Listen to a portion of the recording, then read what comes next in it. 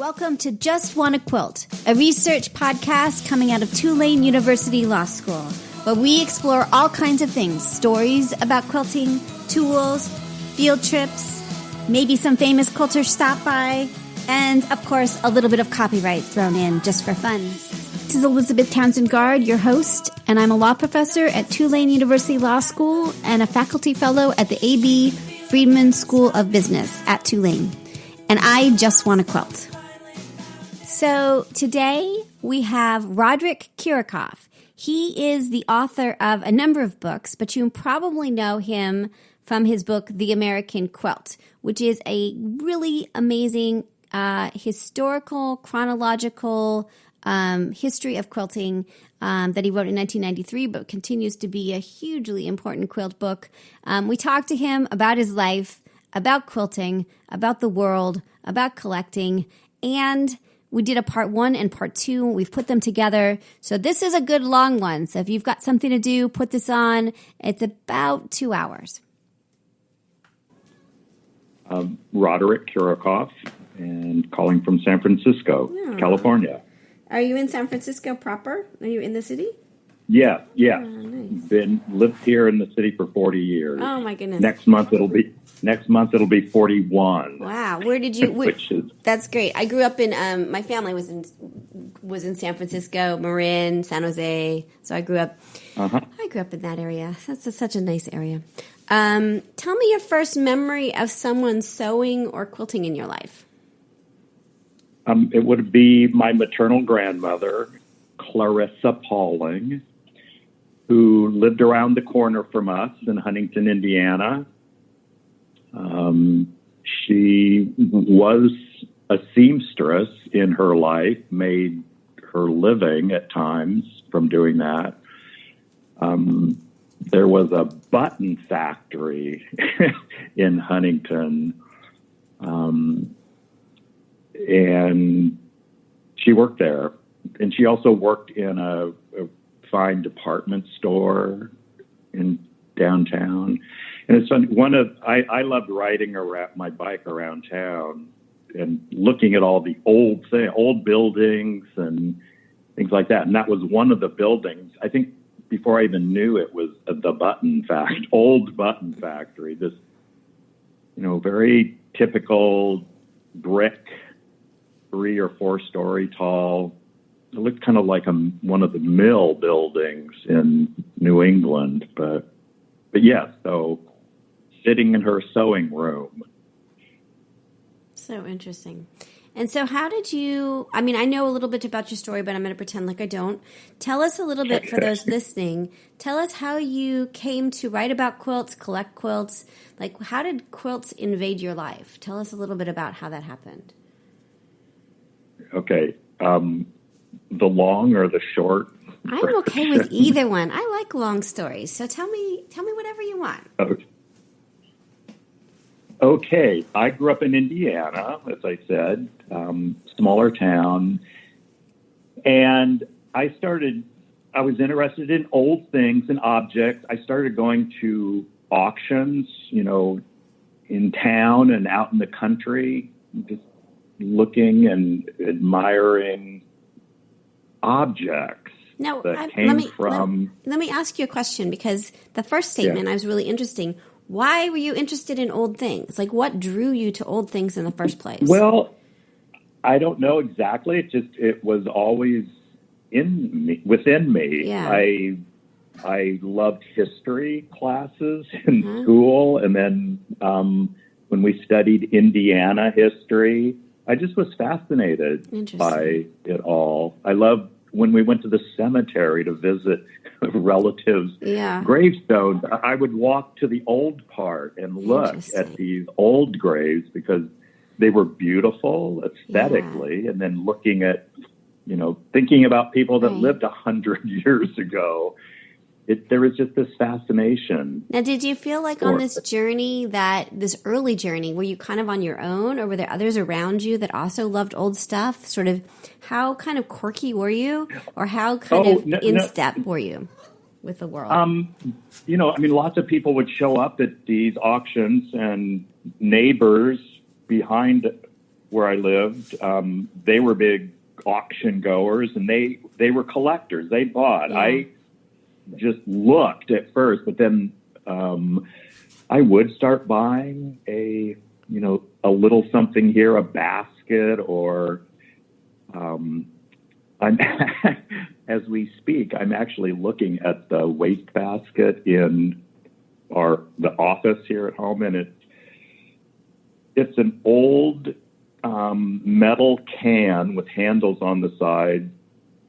Maybe it's brass, but it's all very tarnished, and there's a big label on the front that says "Pure Lard Kettle Rendered, Ballard Packing Company, Marion, Indiana." That's something that I bought. I don't even remember now where, but some farm auction, I would have bought that because the label was a big part of it. And I would have been in high school. Amazing. When I got that. I've carried that around. It's really cool. But, but never saw a quilt. I learned, and this would have been in the 60s, in the early, mid-60s. Never saw a quilt. I learned later that all the bedding, quilts, anything like that were taken to the dump by the auctioneers. Wow. Because those did not have any value. No one wanted that. Probably there was some piece of it as, it's unsanitary or whatever. But I moved to Los Angeles in 1972 to be with a girlfriend who we had met at Indiana University I was there a year before, like 1970 and 71. We had spent time there together. We both dropped out of school. I went to Europe. She went to Los Angeles. In 72, I came back to live with her, and on our bed, she had a quilt that an aunt who lived in Wisconsin had made. It was a 1930s pastel, a lot of yellow and prints of the period. It was a butterfly quilt, applique butterfly quilt. And it just, with some embroidery stitches on it. And I thought, this is beautiful. And it reminded me, of course, of my grandmother, Grandma Pauling. Yeah. And following year, I went back to school in Pasadena, and one of my instructors had a quilt top that she had bought at a yard sale and paid either $5 or $10. It was more likely $5. It was a log cabin, a silk log cabin, unfinished top, but she had it hanging on her wall as a piece of art. And I stood there in front of that and thought, wow, loved the log cabin pattern and I've loved it ever since. But here I'm seeing this textile made by hand, made by a woman, hanging on the wall as a piece of art in 1974. So this is so when you're seeing this stuff, this is the pre kind of what people talk about as like the bicentennial Renaissance period. So it's like all that craft stuff is starting to get interesting again, but it hasn't like exploded the way we see like 76, 77, 78. Is that right? No, it has not. And in the summers, I went back I had a job working for a social service agency in Southwest Ohio, in the county that my father had been born. I was living with a cousin and her partner, and I knew that area, visited family, grandparents, and my cousin. I would always go to the farm for a week in the summer. But this area, and of course I started going to farm auctions again. This area was settled earlier than the northern Indiana, where I was from. And it had a big Church of the Brethren community. And Church of the Brethren is a branch from which the Amish, the Mennonite, and the Church of the Brethren, Old Order Brethren, descended from. And so there was quilt making in that community. And so this would have been the summer of 75. And, you know, people were starting to collect. I did have an aunt and uncle that had an auction house, you know, small scale, but they're in Preble County, Ohio. They collected. So I was more aware of, you know, that there was interest now, more interest. People were out at these auctions buying all kinds of things, but there were quilts at these auctions. And I bought my first quilt, an applique, green and white applique, red and green. And it had this beautiful bright red binding on it.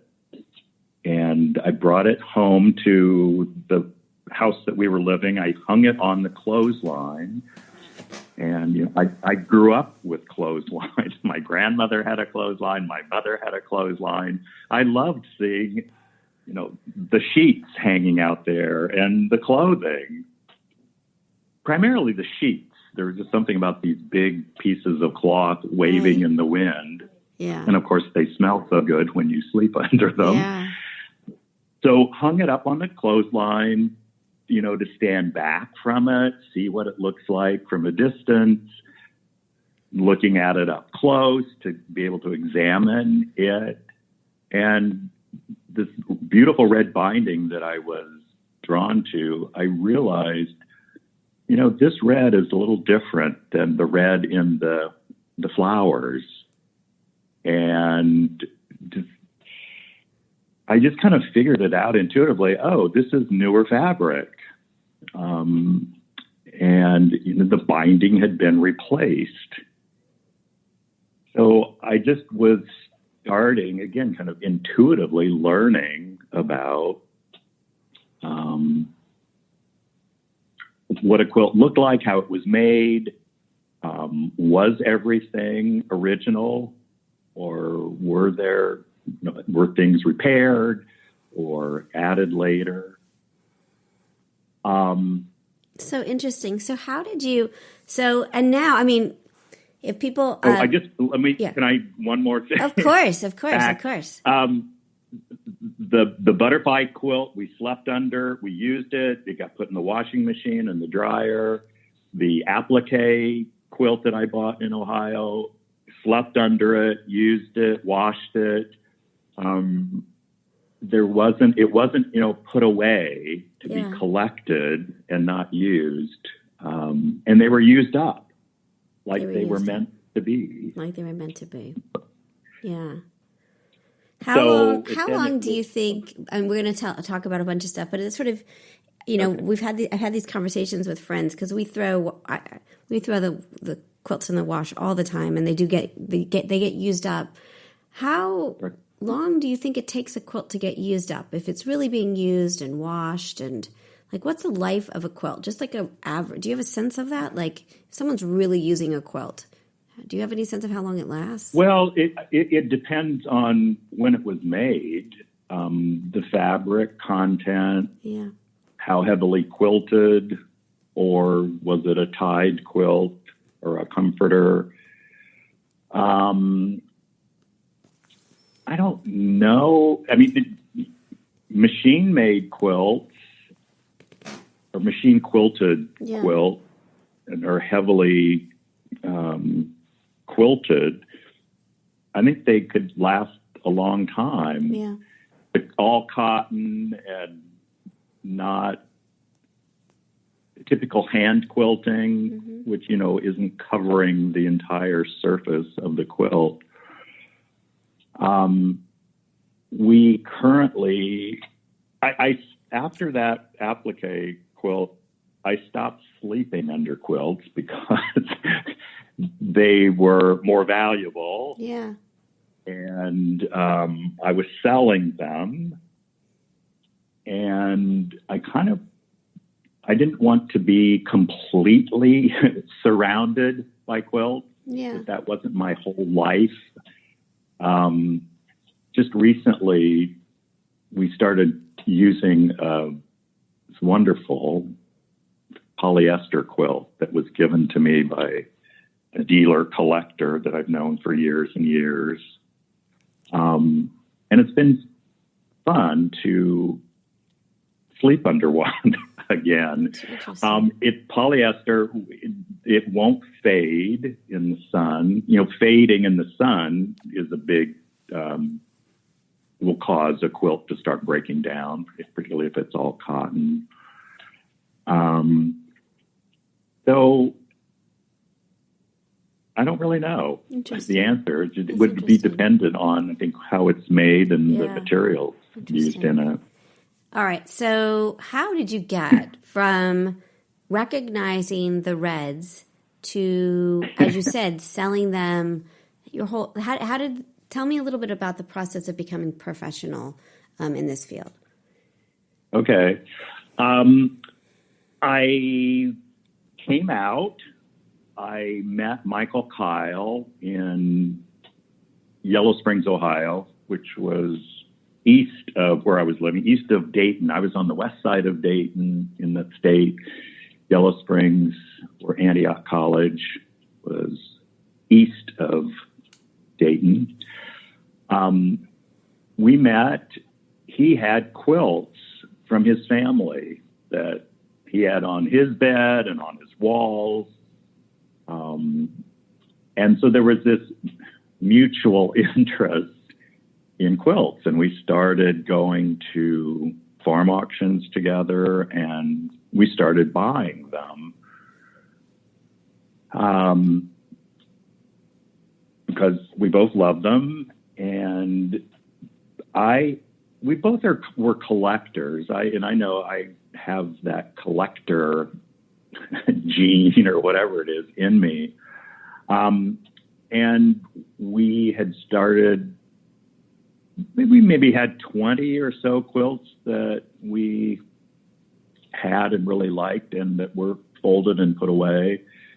A friend from college came to visit, and we laid them out on the front lawn of the house. And he was admiring them, and he said, "Gee, have you ever thought of selling them?" And I just thought, oh my gosh, no, could never do that. These are to be collected and saved.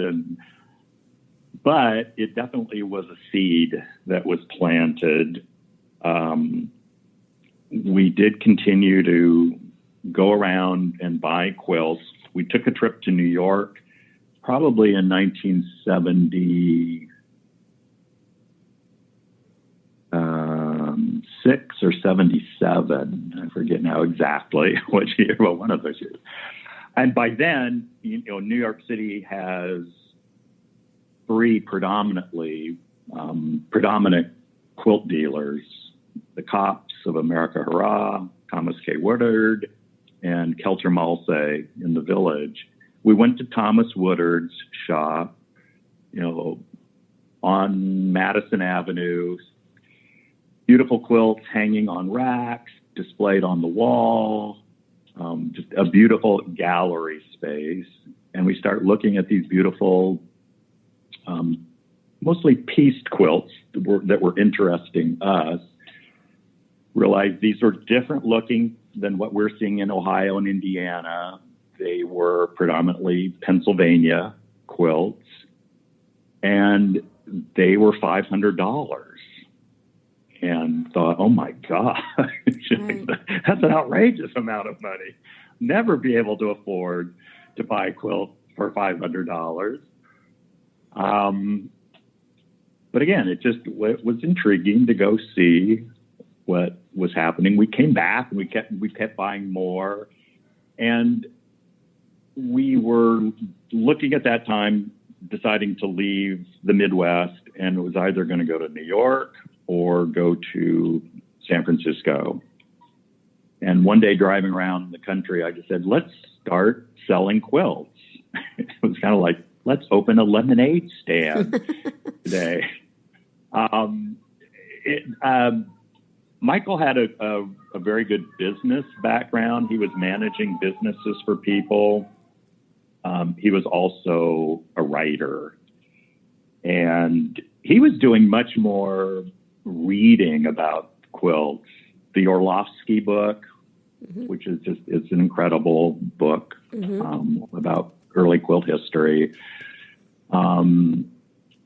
He was reading that a lot.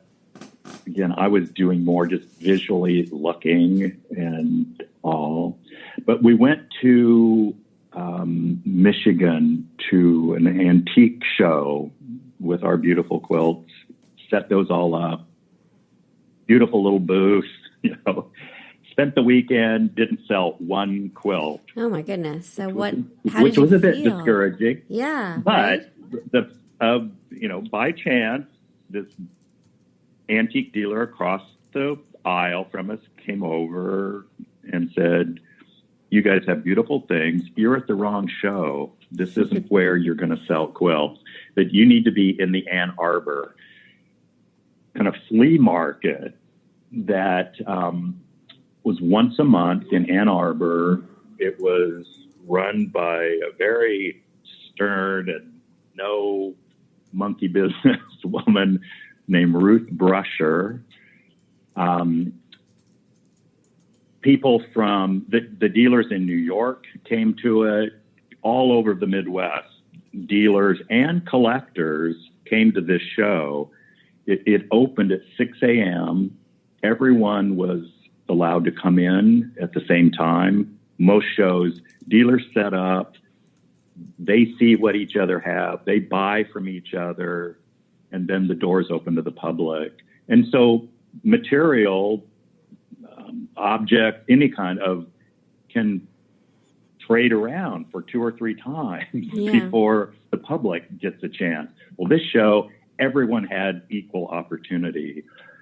And we were told by this dealer, it's going to be hard you may have a difficult time to get in. Use my name. You'll be out in some barn.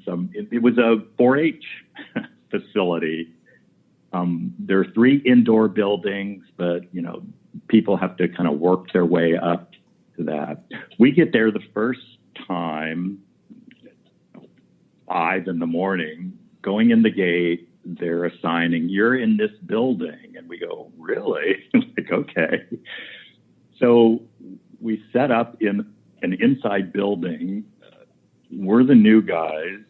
A lot of dealers are coming around and like, who are you? And how did you get into a building? It took us years to get into a building. So obviously this dealer that was our referral to Margaret had some pull. That's interesting. So we have this beautiful booth.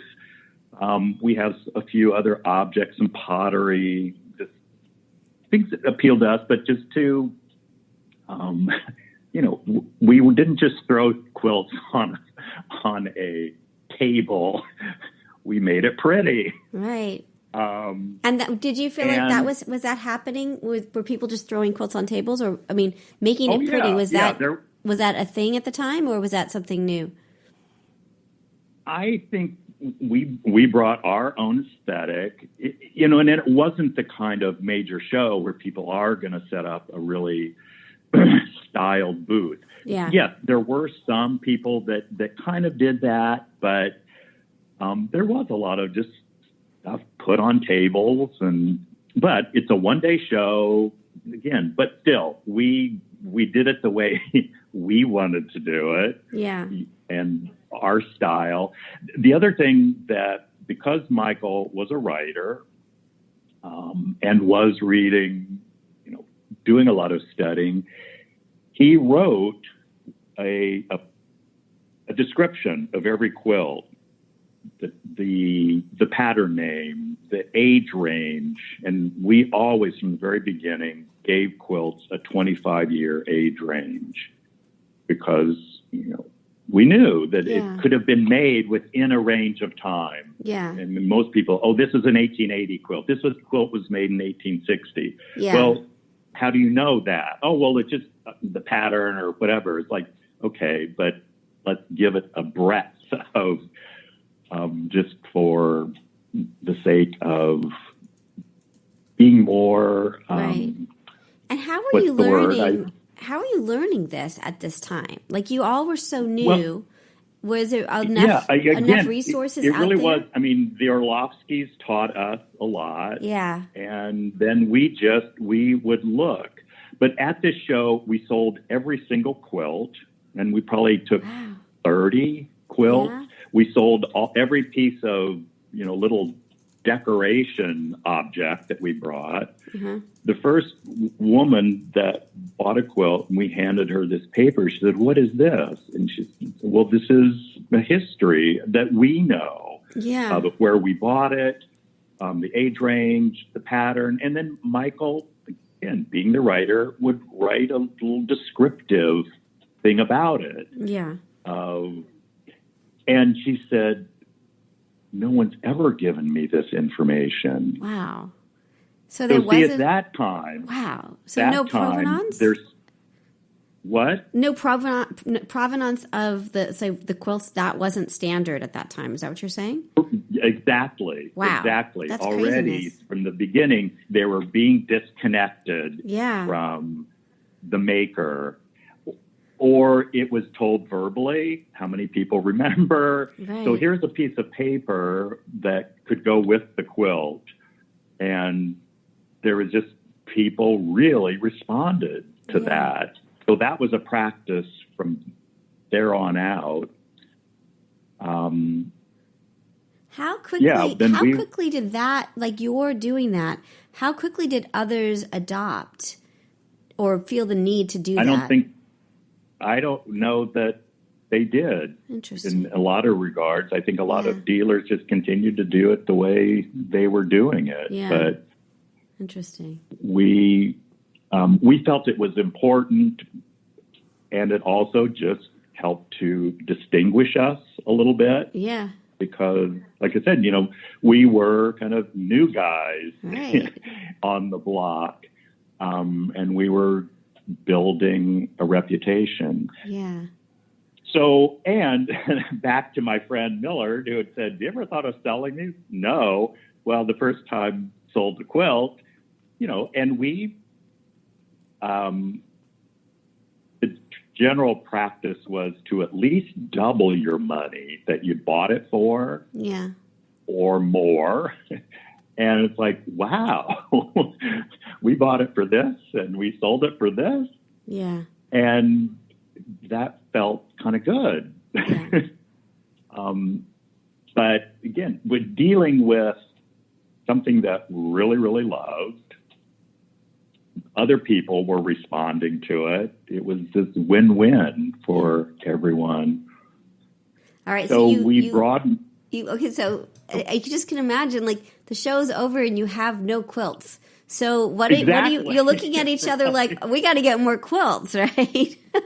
Exactly. And that's what we did every weekend. We both had jobs. And so every weekend or an evening, but a weekend, we would head out in a new direction in Ohio and, kind of going to each of the four corners for the month. And again, just finding out who sells quilts, where can we find them. Same in Indiana, going around to dealers that they were general dealers, and often it was the wife that was interested in the textiles and quilts.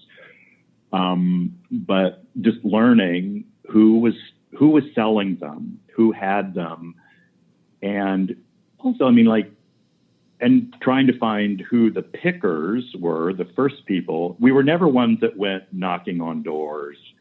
That just felt too invasive. I did it one time in Indiana Amish community, and it just felt so awkward. Yeah. So didn't do that, but and then also going to farm auctions that had a listing of, there's 10 quilts or there's lots of quilts, and just started looking and letting dealers know we're interested. When you find good quilts, again, we know you've got other people that you are your first on your list, but we are actively and seriously looking for quilts. Please keep us in mind. So again, we were starting to build a network of people where we could see lots of quilts, going to auctions. A fun story of going to an auction in Ohio once, looking at all the big pile of quilts. And by then we knew the other dealers that were looking at them, and everyone was kind of eyeing each other.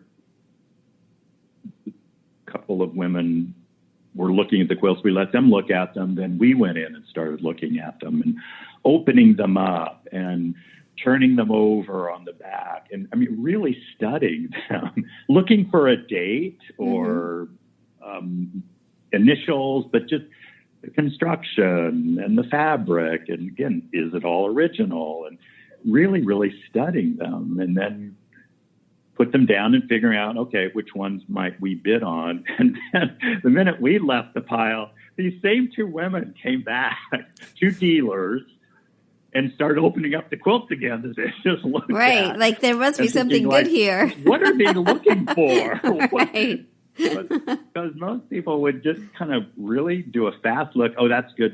I'll buy that. I'll turn it over. I'll sell it for $25 more. Or it really was beginning to be a business. They were a commodity. Yeah. But we were trying to bring more of what's the history of it. And we were looking for quilts that appeal to our aesthetic, but love a beautiful blue and white quilt or a great log cabin, and just anything that just kind of distinguished itself. We were not just looking for regular kind of bed coverings. Yeah. At that time, it was beginning to be the point where, people were decorating with early American and have quilts on the bed. And there were very few, collectors at this stage. That it was the beginning of it, but we had not really identified who those collectors were yet, but we're beginning that process. Do you think that you could, is it the part of the country that you were in that allowed that to happen? Could you have done it in New Mexico or Seattle? Is there something about where you were? Or do you think it's anywhere in the country that you could have started? At that point, it had to be in the areas that there was active quilt making. And, Pennsylvania in Amish communities, you had Pennsylvania, Ohio, Indiana were the three major Amish communities. So lots and lots of quilts there. Ohio really was this huge quilt factory. There were just so many great quilts coming out of Ohio, Pennsylvania as well, of course, in the New England states, Indiana, Kentucky, but there was so many that we had access to, just particularly Ohio, Indiana, that allowed us to start a business and get going, and then broadened it. Interesting. So now you've got this business, and it's dependent on you going to farm auctions and other kinds of auctions in this area. Do you still move to San Francisco, or what did you decide to do now that you were? Yes. The idea still was in mind was to go to one of the coasts. And then we decided that New York really had, there were a lot of dealers in New York and just more competitive. And this was 1978 when we were making the move, and there was a pretty big migration in those late years of the 70s of particularly gay men moving to San Francisco. Hugely, yes. So we became part of that. The amazing. lesbian friends that we knew seemed at that point, most of them were going to Seattle. Interesting. We knew that San Francisco had quilt shops, and we were very aware of Mary Strickler's quilt gallery, Julie Silver and Linda Ruther. And they had been out, I forget now, when they came to San Francisco or the Bay Area, which I think was late 60s, actually, or very early 70s. But Mary Strickler's quilt gallery had a really great reputation, national reputation, of having really wonderful quilts. And I think the second time we went to the Ann Arbor show, Linda Ruther was back in the Midwest, where was from, on a buying spree, and we met her and had communicated with them by letter that we're thinking of moving to San Francisco, and would they be interested in seeing quilts? And so we knew that there were places that we could start showing to quilt shops, but that we wanted to begin to build a clientele if that was possible. And a lot of it was just, well, let's see if this is going to work or not. We knew we could get jobs if that failed. Yeah. So we, in late September, we loaded up the car, back seat full of quilts, and a U-Haul trailer in the back with furniture, and the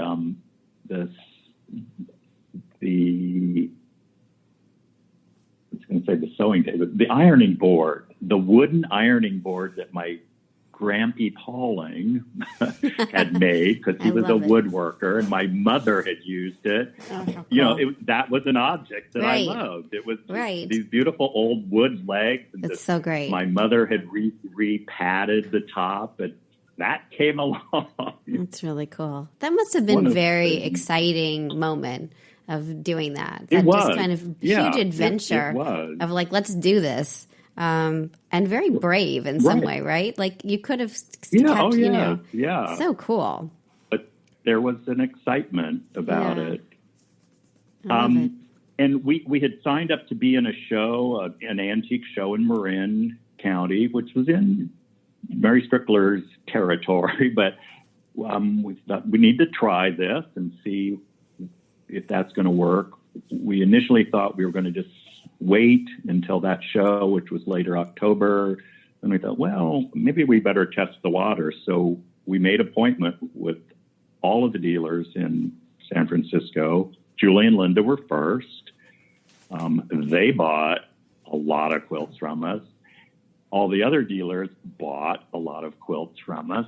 And again, we were making a good markup on what we bought, and we knew they were going to make a good markup because they had retail stores. We thought, wow, there seems to be a mark. Very cool. Can you give me an example? Like, what were the pricing? Tell me, what the pricing was at that point. Like, can you give me an example of what would have happened? I can't remember exactly. Yeah. But I mean, we were selling quilts really for $100, $200.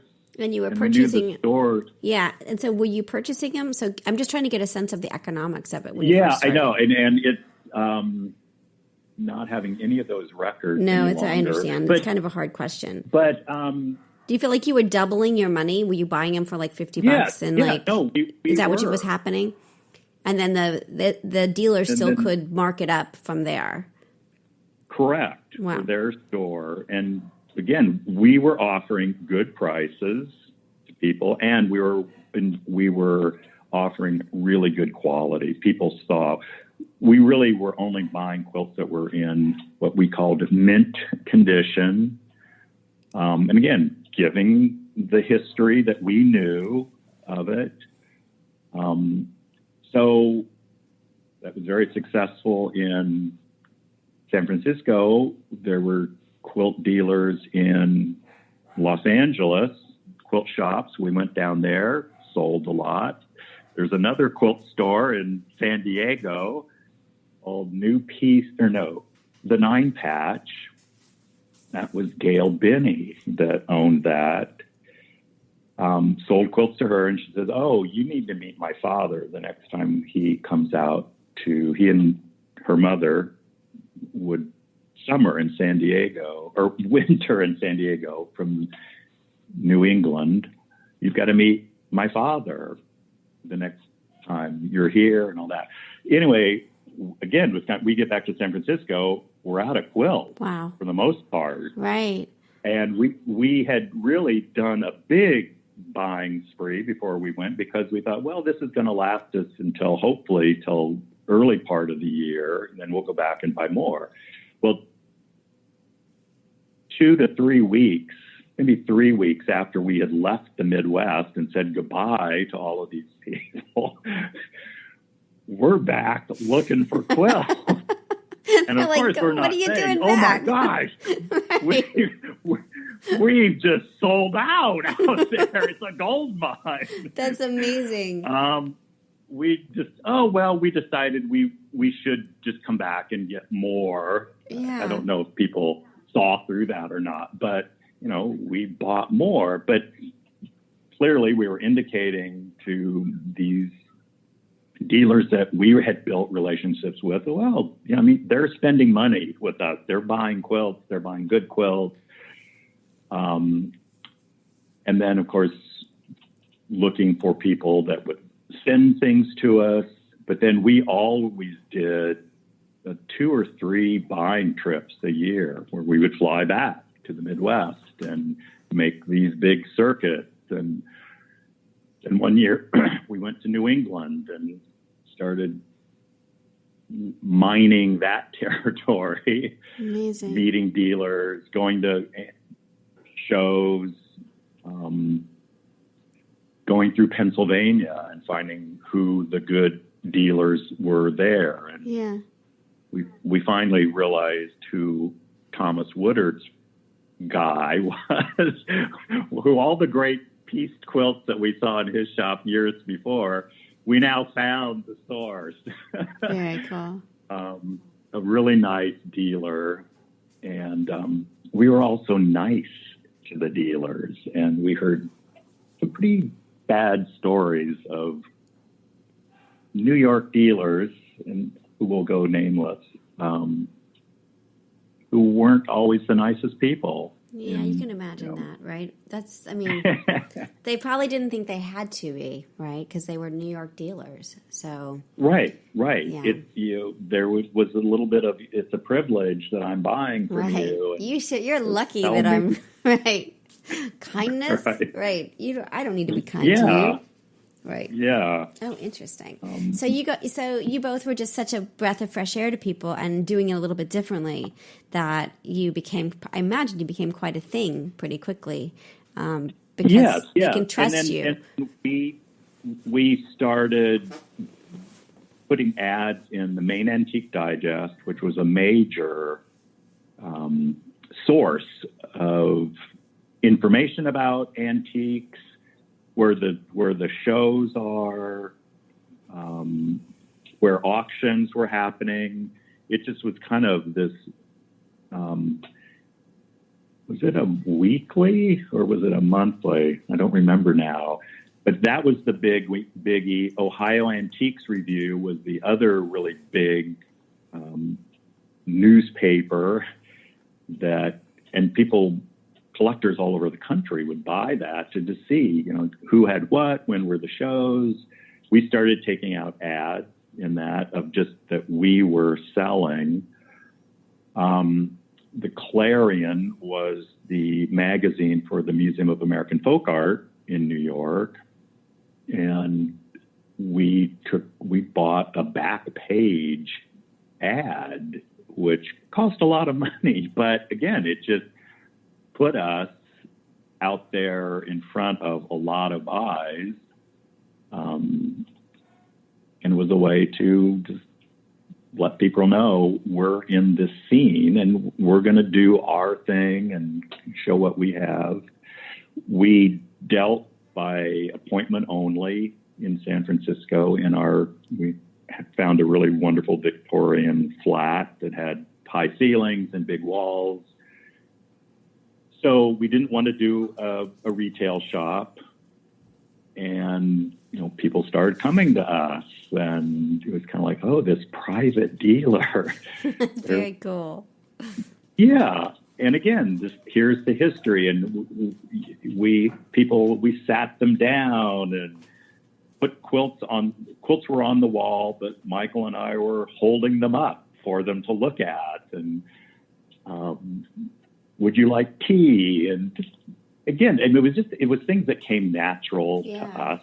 We weren't faking anything or trying to make something, an impression that wasn't genuine to us, but a lot of people responded to that. We also started being invited to speak to quilt guilds, and the Bay Area had, and maybe still has, some of the largest in the country, but there was East Bay Heritage Quilters, San Francisco Quilt Guild, San Jose, Sonoma had a big. So this is, 79, 80. It's just, we're in the thick of. You're in the thick of it. Quilt collecting and the guilds and women starting to make quilts again. And we would go and speak to a guild, and there would be 200-300 women there for the meetings and showing our quilts and telling us what we knew about them and oohing and eyeing. And people started coming from there to see what we had. And there were a number of collectors that on, various levels of collecting. And that winter that we went to San Diego to take quilts for Gail to show and met her father, who was Edwin Binney III, learned that the two of them, they were collecting quilts together. He was a major collector of Turkish miniatures, Indian miniatures, Delacroix drawings. He had he was a major collector in these kind of rarefied fields, but fascinating man. His great-great-grandfather was the Binney of Binney and Smith Crayola crayons. Interesting. But this was collecting he could do with his daughter. Yeah. She had this interest in quilts. She was making quilts, but they were collecting together. Well, he loved what we had and were showing. He provided an opportunity. I mean, he had a list of things. I'm really trying to find a great Hawaiian quilt. I'm really trying to find this and that. It was very fun to be able to go out and look for specific things, knowing that we had a collector there. That you had someone, Right. Doug Tompkins was Esprit de Corps in San Francisco, major Amish collector, and he was primarily buying Pennsylvania Amish, Lancaster County Amish, and predominantly through the New York dealers, but he was seeing other people, and we started introducing him to the Midwest Amish, Ohio and Indiana, and he started, realizing he had a lot of great Lancaster Amish quilts. There were a limited number. And he started seeing the beauty in those communities. And so he started buying Midwest Amish through us. It's very cool. Now, so quilt shops are starting to open. The commercializations of quilts starting to happen. All kinds of the PBS shows are starting. Like it's kind of kicking Penny into gear. McMorris, right? Pardon? It's all sort of kicking into gear. Like right? Like it's gathering steam in kind of crazy ways. There's a lot of steam. Right. I mean, it's a locomotive, I'd say, at this point. Right. With all of the. And what was that like because you all had been doing it before that happened, and now suddenly quilting's like a thing again. Like it it was an exciting time to be involved in it, finding a niche, seeing that people really responded to the material that we had and how we were doing it. Yeah. We were making a living, and we weren't working for other people. We were working for ourselves, and go out and go on a big buying spree and come home and let people know we're back with new. And the other thing that we did from the very beginning, we let people know we are not collecting quilts. Everything that we buy is for sale. And we just felt that we would go to dealers who collected quilts, and I always felt like, okay, they've taken the cream off the top. We're getting the next level down. Right. Now, the next level down was wonderful, but there was just always this mental thought of, gee, what's in their closet? Right. What's in their... It was interesting years later to go and have some of these dealers pull out their collections and show, and they were nice, but I thought, they weren't what I kind of thought they might be. But it just was that level of, gee, what has this collector dealer already skimmed off? Yeah. But for people to know, no, we're not putting things aside. There are some great quilts that we sold that I would love to have today, but we made that commitment. And it also was kind of a part of I don't have to have a quilt on my bed. I don't have to have quilts everywhere. I started buying photography if there was any extra money to put into something else, because I loved photography, and it just kind of expanded my interest in art. So, but I think business-wise, it was a very, very good move to make. And we were selling to people that we were beginning to build relationships with. All of those great quilts were in places that when we started the Quilt Digest, we could go back to those collectors.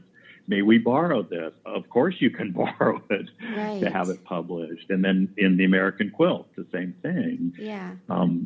They were all there available to me. I just didn't own them any longer. How did you all keep track of the quilts? Were you taking photographs of them? Were you keeping a index of it? So tell me how early did you start keeping track of what you had? The very first quilt we sold in Ann Arbor, Michigan, had a little catalog number on that sheet of paper that was given to them. Michael typed it on I think he had a Smith Corona portable typewriter with, what was that blue paper that you made a copy with? You can make a copy. Yeah, that stuff would get all over your fingers if you're careful. Right. Yes. Right. So that's how, and that was in a binder and a folder. So we knew exactly, how many quilts had been sold that year, who they went to, the price, and the catalog number. Amazing. So. Yeah, go ahead.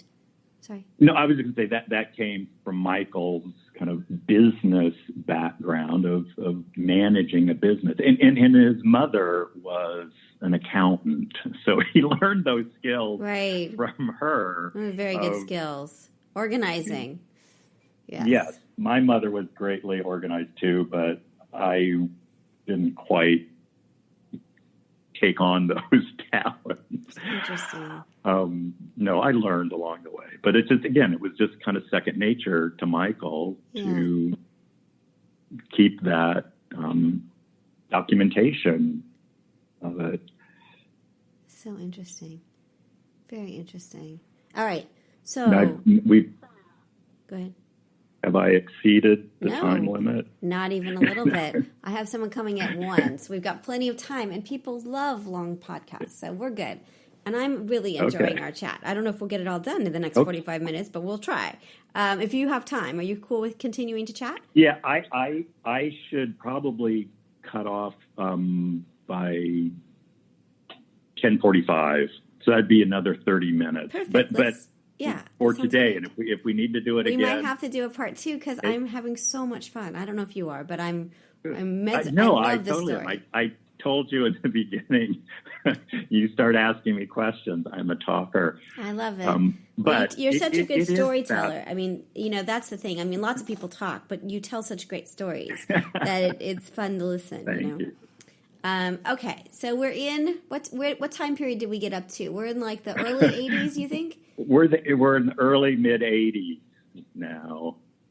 Okay, and then mid 80s. Mid 80s, and then San Francisco goes into, and the gay community goes into complete crisis starting around. Oh, right. Right. So how does that impact on all of this? This must have been like a very hard time for your friends and your life and all of that part of your life.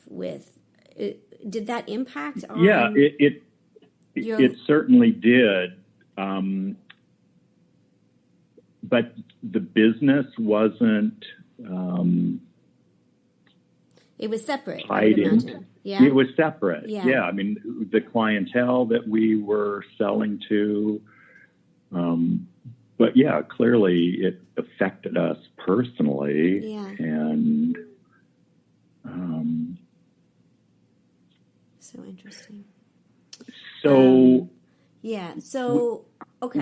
We both began to feel like, we were going to come to the bottom of the barrel. Interesting. There were so many. I mean, there were millions and millions of quilts made, but how long could this last?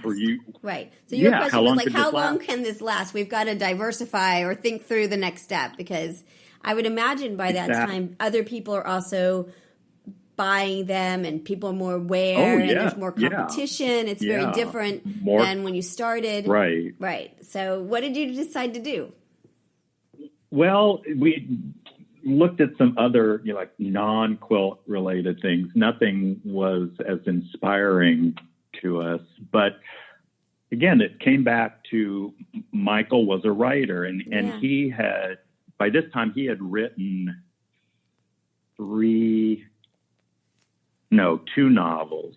When I first met him, he had a wonderful novel that was completed. When we moved to San Francisco, he started writing another. He had a great agent in New York, but his novels had gay characters in them. Interesting. And gay, a gay subtext and story. It wasn't the entire novel, but he was ahead of his time. Totally ahead of his time. I have to tell you, agent. Yeah, I have to tell you, my kid. So my kid is just started. She's 16, or they're 16. She's non-binary, but she's just started this little press that's a LGBT Gen Z New Orleans our voices have to be heard. So that's like the legacy of the stuff you guys were doing, right? That these kids are coming out in middle school and elementary school, and by the time they're in high school, right, they're writing and they're creating work, and they want things that reflect who they are. And so she and her friends have started this little press and website and business to do that. So that's great. Isn't that cool? Really is. Yeah, it is very cool. Yeah. So anyway, I remind a lot of the young gay friends that we've made here in the city and about when we were coming out, there were still laws against us. Amazing, It was illegal in states. I mean, just, and they most of the younger gay population is really fascinated by this and want to know and know that there's that big gap in history of all the people that are gone. Yeah. Well, it's interesting. I think what happened, and we'll get back to your story, but I think what happened to her generation is, you got marriage equality, you got that Supreme Court decision, and everything seemed cheery and awesome. And then Trump is elected. Right. And I think that for their generation, they needed to go back to the history to understand what was happening. And so I think there is a resurgence and interest in history, she's obsessed with it, right? So she wants to know sort of where she comes from and who she is, but I don't think it's unique to her. I think it really is it's not. The time that we live in, that we must understand what this means, right? So I think it's fairly interesting. Yeah. So, and that life, at least here in New Orleans, in the South, they don't necessarily feel safe. She and her friends. So, that things haven't changed as much as people think that it has. And so that's very true. So anyway, good. Let's get back to your story. But I just wanted to say, that all of that, that is exactly what she's doing. Comics and other things that have us, it's not necessarily the main story all the time. Sometimes it is the main story, but that it continues in interesting ways with this young generation. So, okay, back to the story. So. Give them my best and my encouragement. And, I will do that. It's great. It's really wonderful to learn. They're doing. Example. They're going to be at a Comic-Con, and they're going to do what they're calling a mixtape. So they're all putting their art in. And I'll have to send you a copy of it so you can sort of see what they're doing. It's very sweet. I love their entrepreneurial, creative spirit. So, okay. So we're back to the early. Michael's a frustrated writer. Right. We're looking at, besides, the steam engine that's going, one of the big pieces is the publishing of books. Right. And the quilt engagement calendar, which people loved, and whose quilts were in that, and it was primarily kind of the big three New York dealers. And Cy Nelson was an editor at E.P. Dutton, and he was very much involved with the Museum of American Folk Art. He was a big collector. He collected quilts and all kinds of other early American work. So it was his passion, and it was his kind of fiefdom at E.P. Dutton of doing the kind of quilt books and the quilt engagement calendar and all. So we, of course, made all attempts to meet him and show him what we had. We did finally get into the quilt engagement calendar. But all the books were coming out of New York. All of the quilts in the book were from either the New York dealers or the New York East Coast collectors. And it was just all very centered on that part of the world, and kind of the publishing power was there in New York. Yeah. We're in California bringing great quilts, working with wonderful collectors out here, learning other collectors. We're also, we can say, going to the quilt guilds and meeting contemporary quilt makers, and aware of this. There's either the antique world or there's the contemporary world, and there was no really middle ground. So we came up with the idea of what if we did a publication that kind of married the two worlds, antique and contemporary. Really well-written articles by people that were prominent in that world at the time, well-researched, well-written, beautifully designed, because we thought the design of most of the books was pretty awful. They were just beginning to be cookie cutter like. And then you had the whole Quilter's Newsletter magazine, that was the big baby in that world, and then some other ones. It was like, what if? And we had friends in Los Angeles that had started self-publishing art photography books. They knew the artists. They knew important people to write the foreword in the book. He was having the books printed in Japan and distributing them. And he said to us, why don't you do the same thing? You're like, we can do it. You could do it. Right. And just all of these things converged. So we decided that's where Quilt Digest came from. And Michael worked with an editor that had edited his novels. I kind of was part of the design side of it, found the designer for the book, the publication. We had already begun having our quilts photographed by the same photographer that was photographing the Esprit quilts. So we had all the components of doing this, and we lacked the money.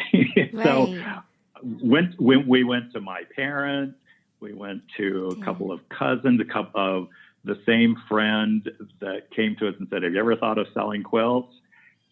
We started borrowing money from friends at a very attractive interest rate. And, let's see what happens here. And we're going to emphasize collectors and quilt makers from the West Coast and other parts of the country. Interesting. Not just the New York.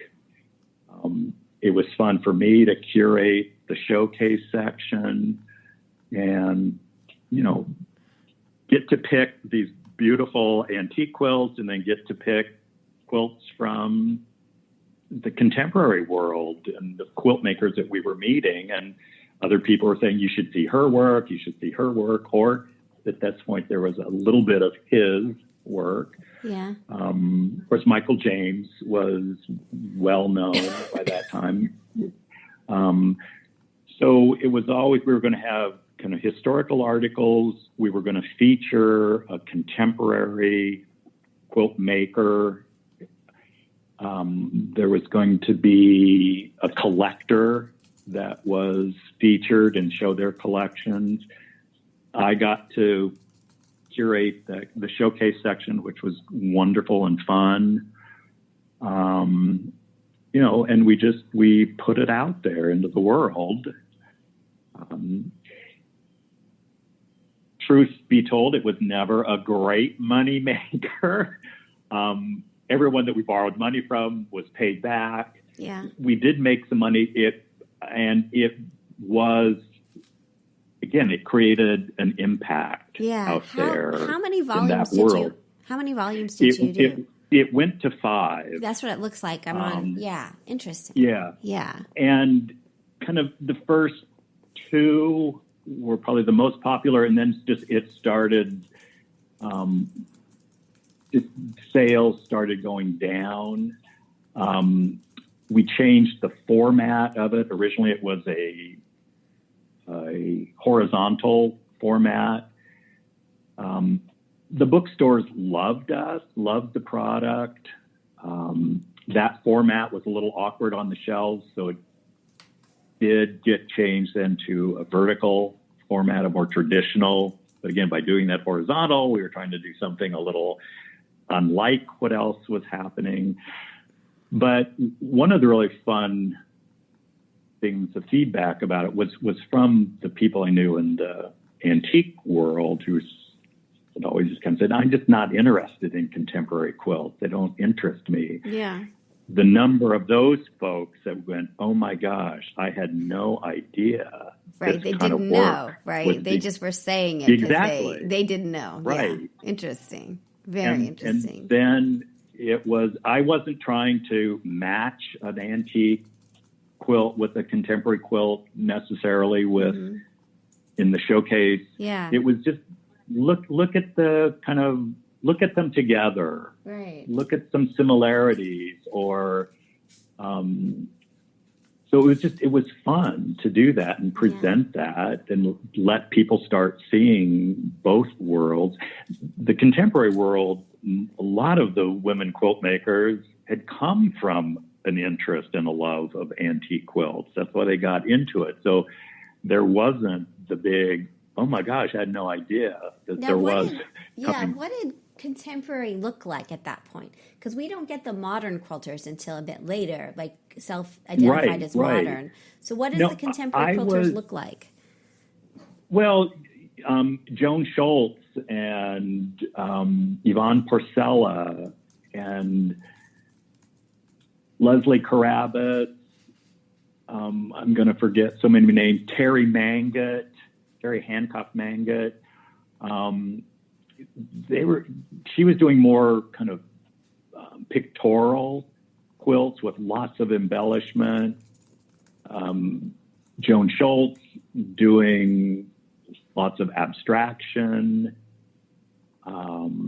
Just really exciting work. But I always had at least one kind of very traditional contemporary quilt. Often that was from someplace in the Midwest. I always had an Indiana quilt. That was a little inside joke, whether it be antique or contemporary. But I always wanted to pay homage to my roots of Indiana and have that. So it was all over the map in terms of what contemporary quilt makers were doing, either taking very traditional patterns, but using the materials, the fabrics that were available at the time, or, going off into new directions. Yeah. Linda McDonald is another maker. A lot of these quilt makers had been painters and came to fabric and loved it. So, but again, I felt like that Quilt Digest, again, treaded in new territory and showed quilts in new ways and did bring in some new audiences. Michael and I split up during this time. We were good business partners, and it is a challenge. And in the very beginning, he didn't really want to go into business with his partner. Interesting. But we continued to work together on the Quilt Digest, but we had kind of divided things by then. Did you find, so I have a business with my husband, and we have kind of decided that we're not, it was really hard.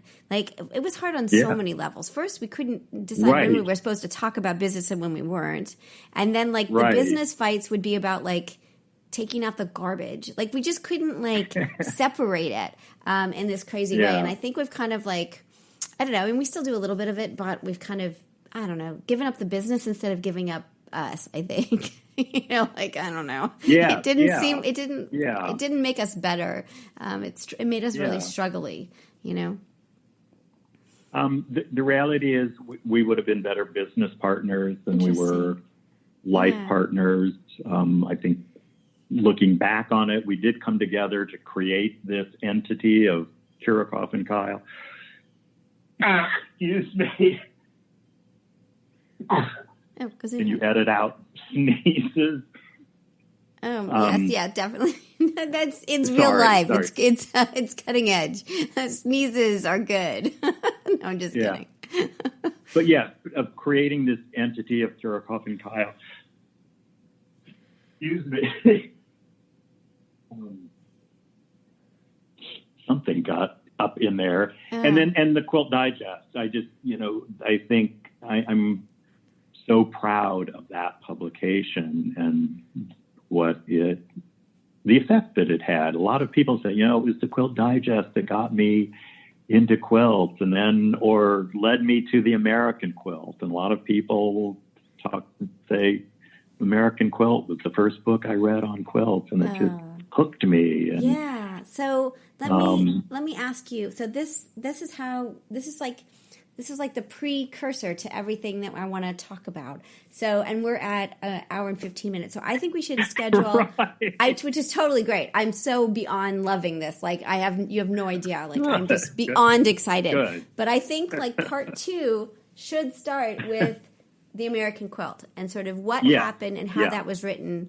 If that sounds good to you, because I know listeners will want to hear. But we kind of just got right up to that part. And I think this is a really good breaking point. What do you think? Okay. Yeah, I agree. Okay, it's great. I'm so excited. We are so doing a part 2.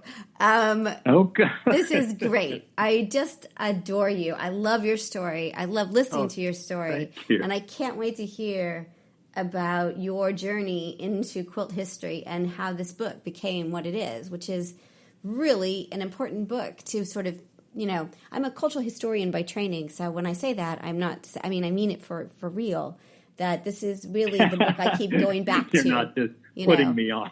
No, because I found thank you. In my journey, because what I'm trying to really do is understand quilt history so I can understand the legal issues that happen within quilt history.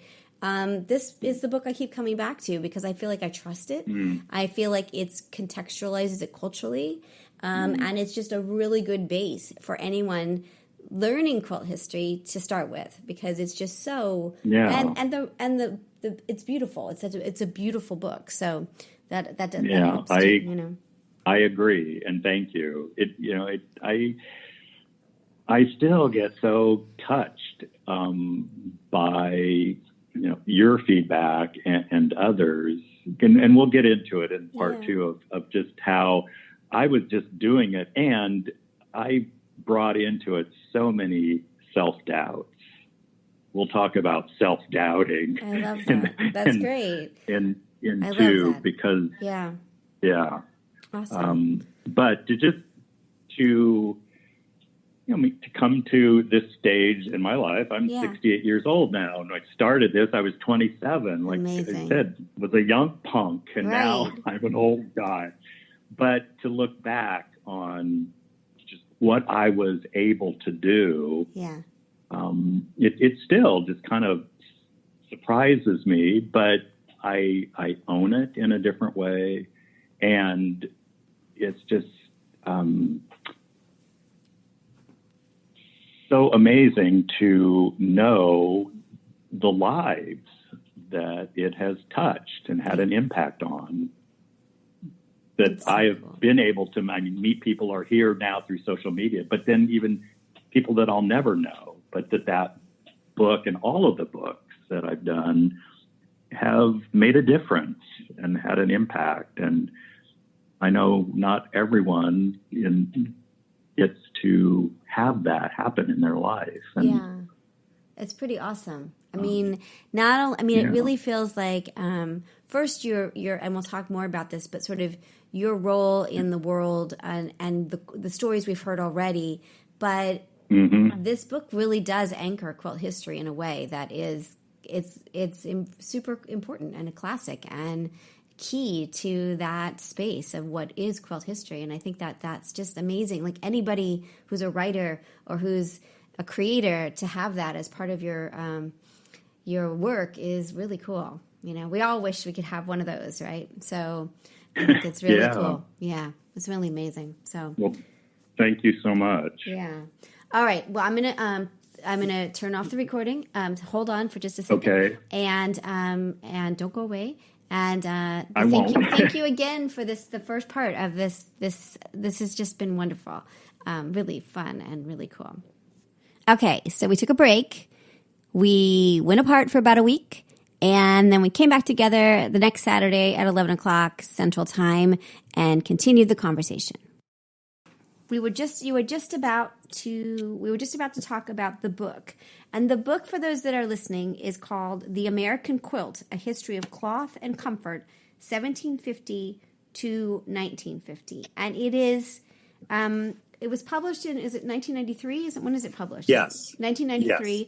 And it is still like the book you should start with, I think. Like having looked at all the quilt history books, it I just keep coming back to this because it lets you in and it gives you a cultural context for it, and it's gorgeous, and it makes you feel like you can get a handle on sort of what quilt history is in a really, at least in the United States, in a really nice way. So tell me, how did this begin, the idea for writing it, and sort of what was your process of writing? Okay. A little bit of the background, and we were talking about this, the interest in quilt collecting.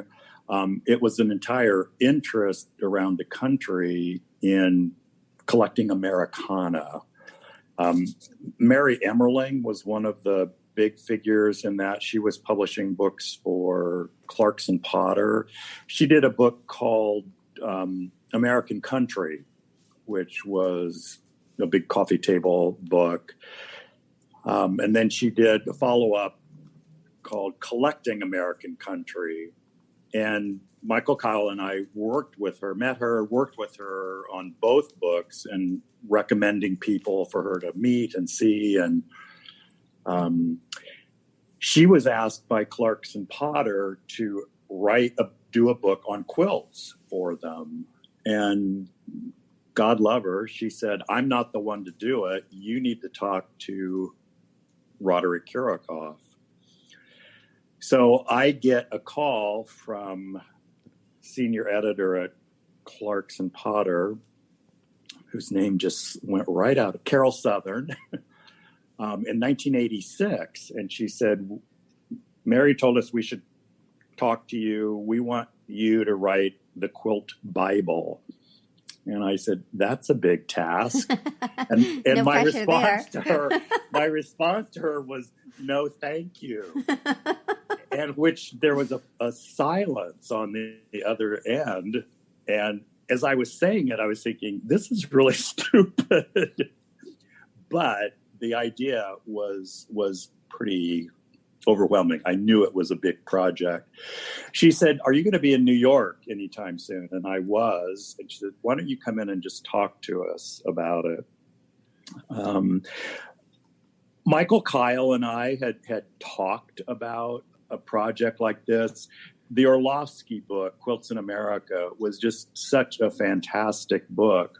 But by this time, it was dated, and just new knowledge and research was coming out. A lot of that book was in black and white photographs. And so we knew it was time for just an updated, relating what new information was, and also making a beautiful book. Yeah. So I went to New York and they twisted my arm. No, they didn't. I knew like this is something that I really would like to be involved with, but I knew what a big project it would be, and it was. Yeah.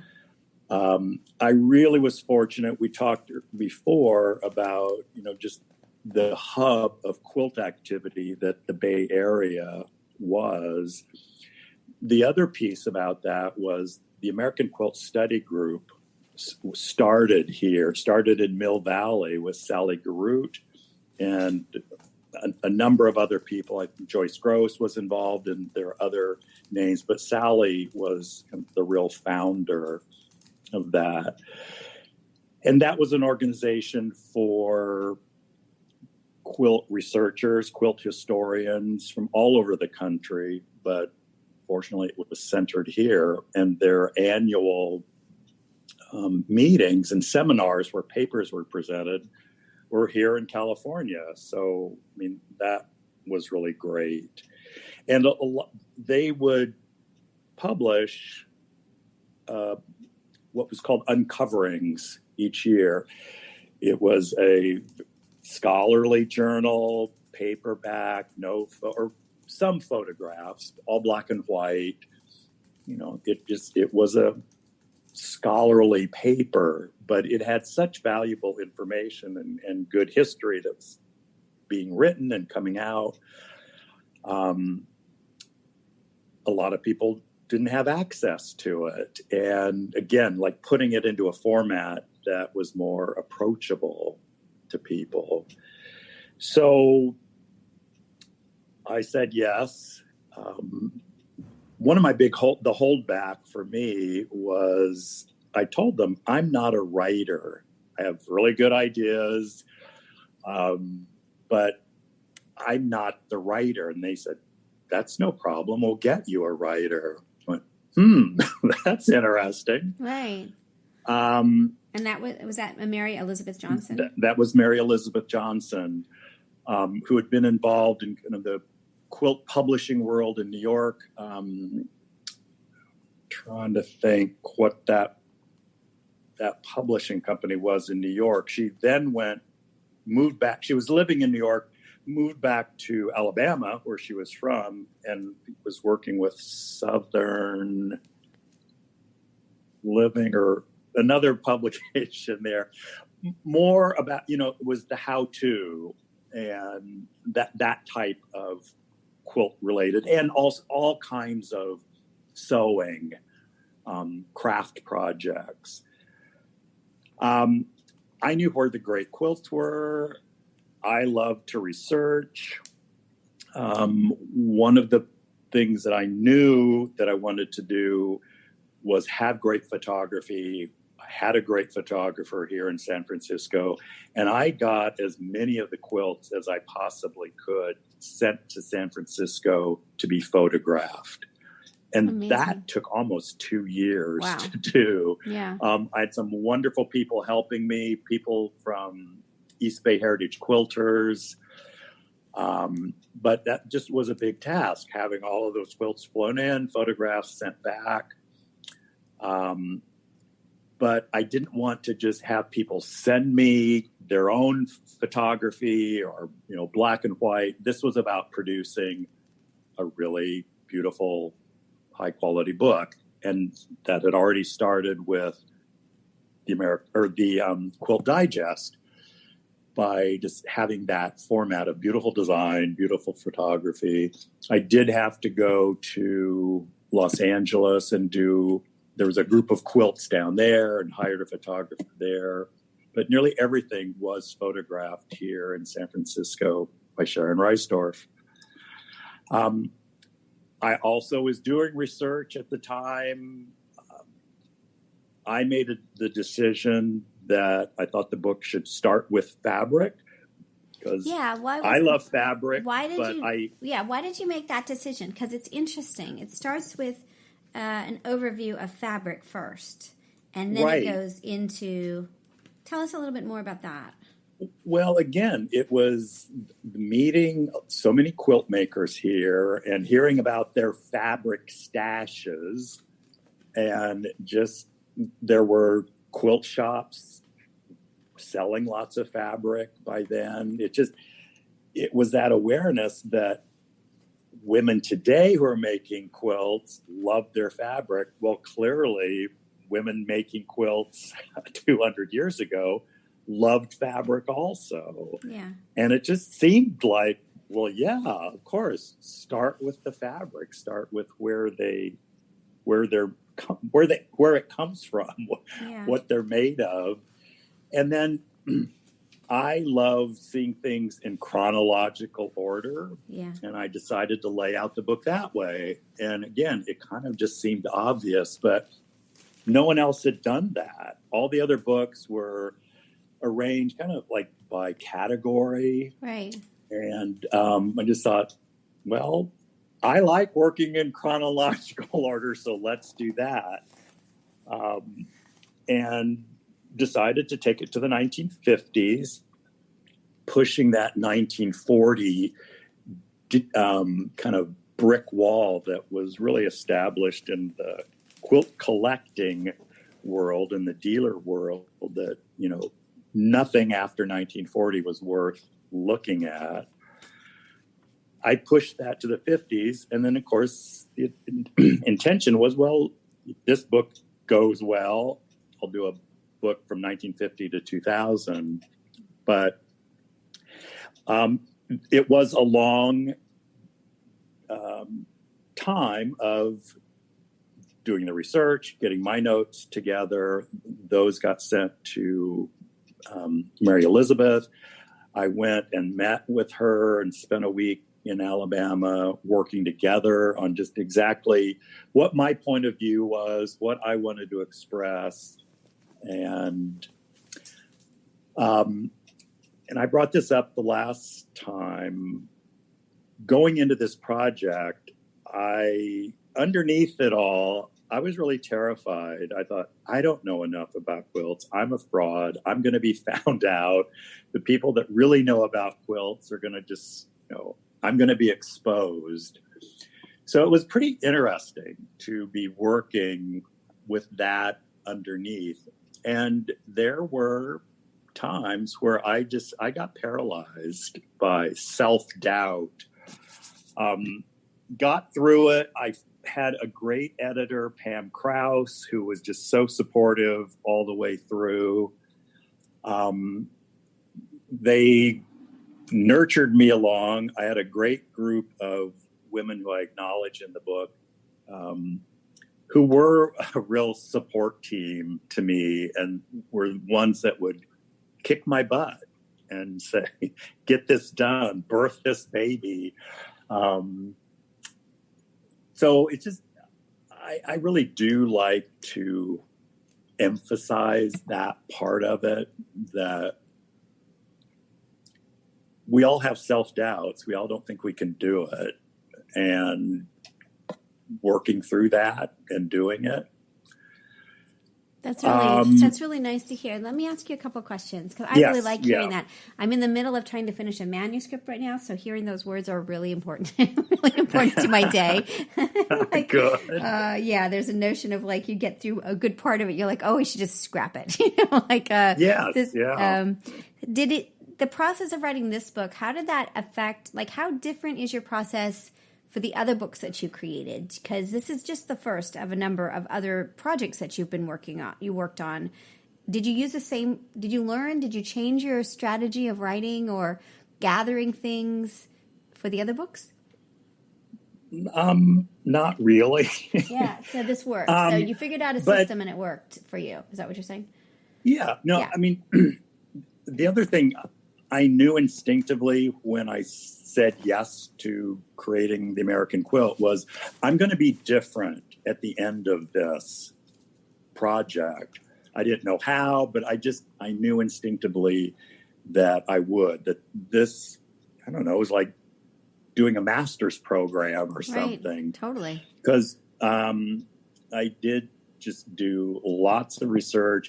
People like Sally Garou opened their libraries to me. Joyce Gross opened her library to me. I would go and spend a day working there, going through material, and she would feed me lunch from her garden, which was a nice thing. But the other part of it, again, it was trusting instincts and ideas. Certainly, Pam Krause gave me good feedback and good suggestions. Did decide to break up this chronological order into specific groups or topics that, again, I found interesting, I liked. I wanted to share that information. Yeah. Did you write the other books? You wrote the other books, didn't you? Did you write Unconventional, Unexpected, or did you have someone working with you again with that one? Unconventional and Unexpected, when I first envisioned that project, I saw it as 3 essays and then the quilts. 3 essays by a person from the art world, a person from the quilt world, and one other. I wasn't quite sure exactly what that would be. And when I met Melanie Fallick, the editor of that project, she said, I think it needs to be 10 essays. I went, whoa, that's a lot of people to contact. But again, I think that was really a great call. Right. I wrote the You wrote the intro, right. I got wrote it the up introduction here. to Right. it. And then, again, I approached people that I knew through just professionally. Right. People that I got to know through social media. I did not know Ulysses Dietz that well, but I started seeing him and meeting him through Facebook and Instagram. I'd had a nice relationship over the years with Amelia Peck at the Met. But then, really cool I wanted to bring artists in, again, just people that I had met and respected their points of view. Some people also suggested you should contact and approach so-and-so. Yannick and Smucker is a really bright person, a younger person in the quilt world, who wrote an excellent book on the Amish and their quilts, and really brought in new information and showed how the Amish were making quilts much later than everyone suspected. That was the one group of quilts in the collector world that no one wanted to see anything after 1940, but Yannick did the research and showed that they were making really great quilts in the 50s and the 60s. It's such a great book. I have it up on Kindle right now, and I'm looking through it as you're chatting. And what it does, what I like about this book, is it captures, again, it's kind of this capturing the moment of all these different voices, and the quilts are beautiful, and it's just a really interesting collection of, many different views and sort of what is a quilt by doing what you did with this book. Very different than the first book, which is really interesting. So, it's gorgeous. It's, of course, and it was this unconventional, unexpected was not at all what I expected. The follow-up book to the American Quilt would be. Yeah. I started down that path, and it just was not falling together, and so I put it aside. I thought, I'm not going to force this. And I really just put it on a very far back burner. I felt like, well, maybe I've said everything I needed to say with the American Quilt. And I went and got a job to make some money. The whole artist, doing what you love doesn't always pay. Right. Although the American Quilt was financially very successful. I was a lucky one in the publishing world that I had an editor that stayed through to the very end of the project, didn't jump ship to another publishing company. It was when they promoted books. They sent me on a 10-city book tour. I mean, just the timing was right. Yeah. And so I was very fortunate. And I received royalty checks, which was nice, but it wasn't, particularly live on money, but it was money to save. Yeah. Right. Interesting. So we're going to go back to it, but I'm also your book comes out. Then what happens? Tell me a little bit more about what happens after the book comes out. Well, like I said, they sent me on a 10-city book tour, which was very fun. I had produced a really great visual presentation before PowerPoint. It was 3 projectors and a device that would blend the photographs in and out. They would fade in and out of each other. I'd created a 10-minute kind of voiceover segment, and then I would do clicking the clickers of moving the slides around. That's so old-fashioned. I know, but it was awesome, really right? beautiful. Yeah, it that's was, so cool. Yeah. I did a lot of speaking, and then I also was working on Cloth and Comfort, the little, what I always called a gift book, to a company that came out the following year. I loved, in doing the research, finding these original letters, diaries, archive material of women writing about not just quilt making, but sewing, family life. And I mean, that just spoke to my heart. I loved that kind of really deep and personal connection to the quilt makers, and had photographed so much and just had so many beautiful details and material, and thought, this needs to be kind of compiled and put together in just a sweet little gift book, bringing in those quotes, the real details of fabrics and motifs. So that was happening, and then that came out the following year. I did a West Coast tour on that. But yeah, like I said, I thought I started out in trying to make the 1950 to 2000 book, Contemporary Quilt Making, happen.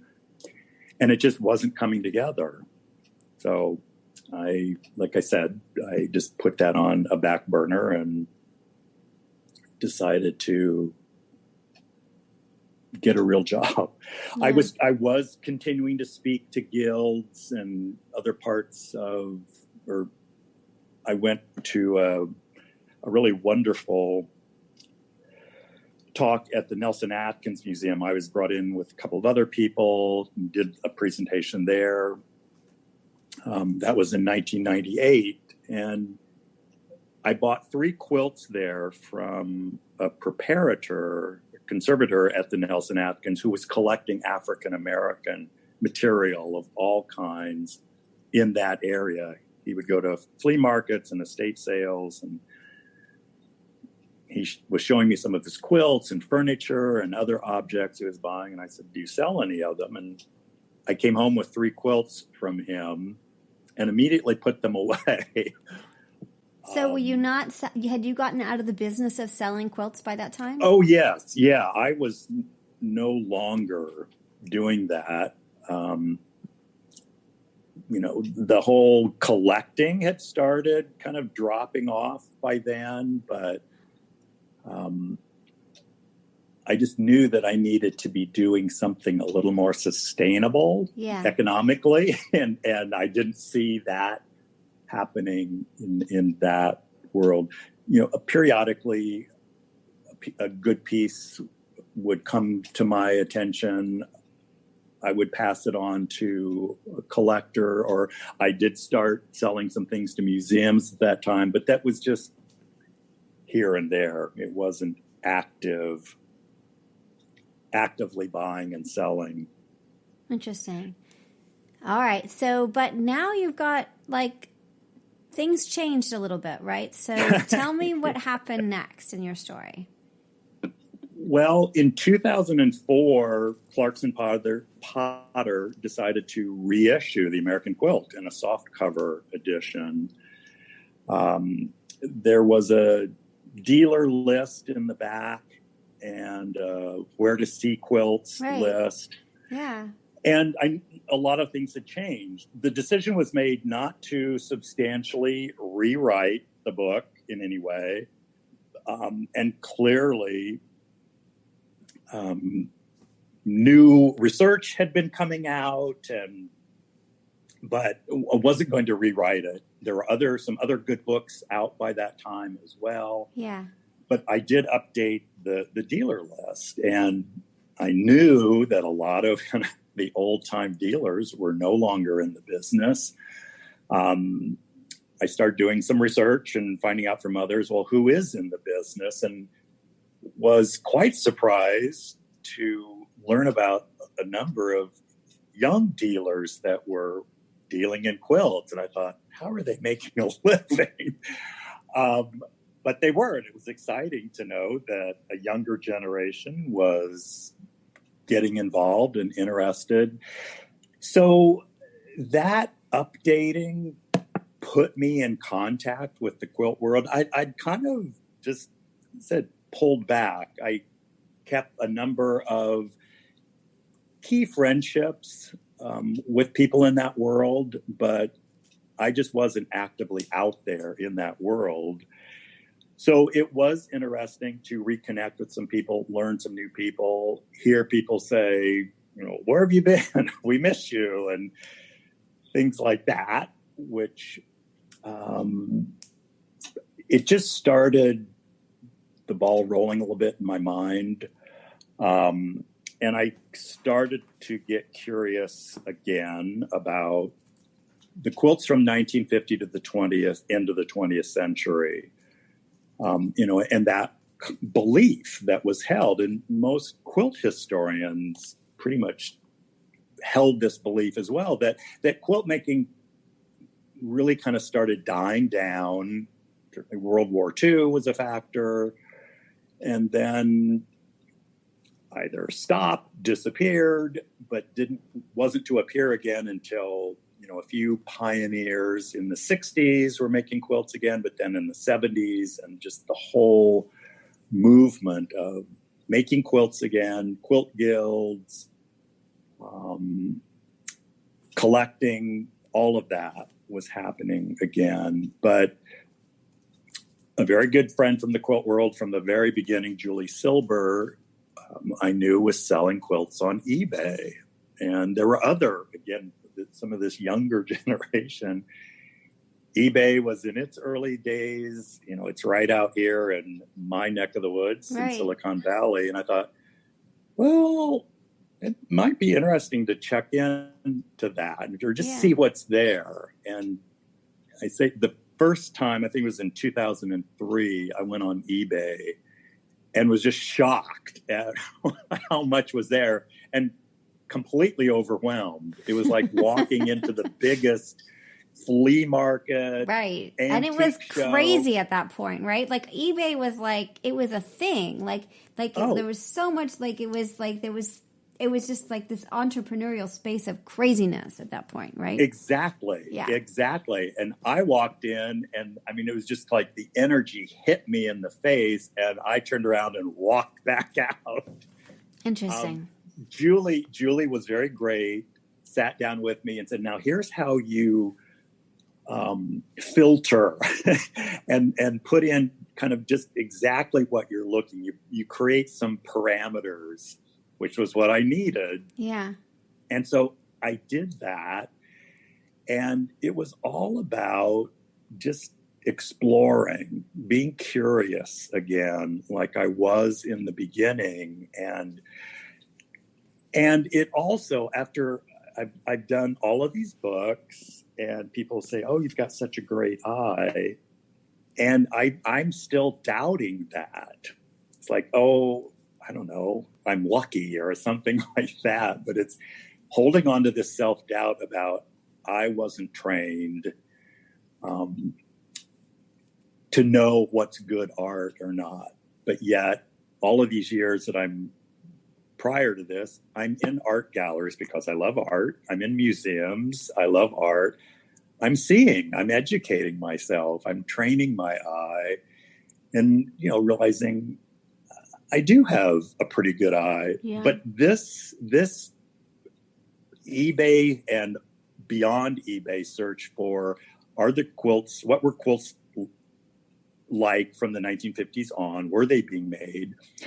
And I'm going to buy just things that appeal to my eye. I'm not trying to form a historical collection, anything like that. It's just, let's have an experiment here. Let's be curious and see and trust the eye. Yeah. And which is what you did from the beginning, right? That was the very, very beginning. Yeah. Right. Right.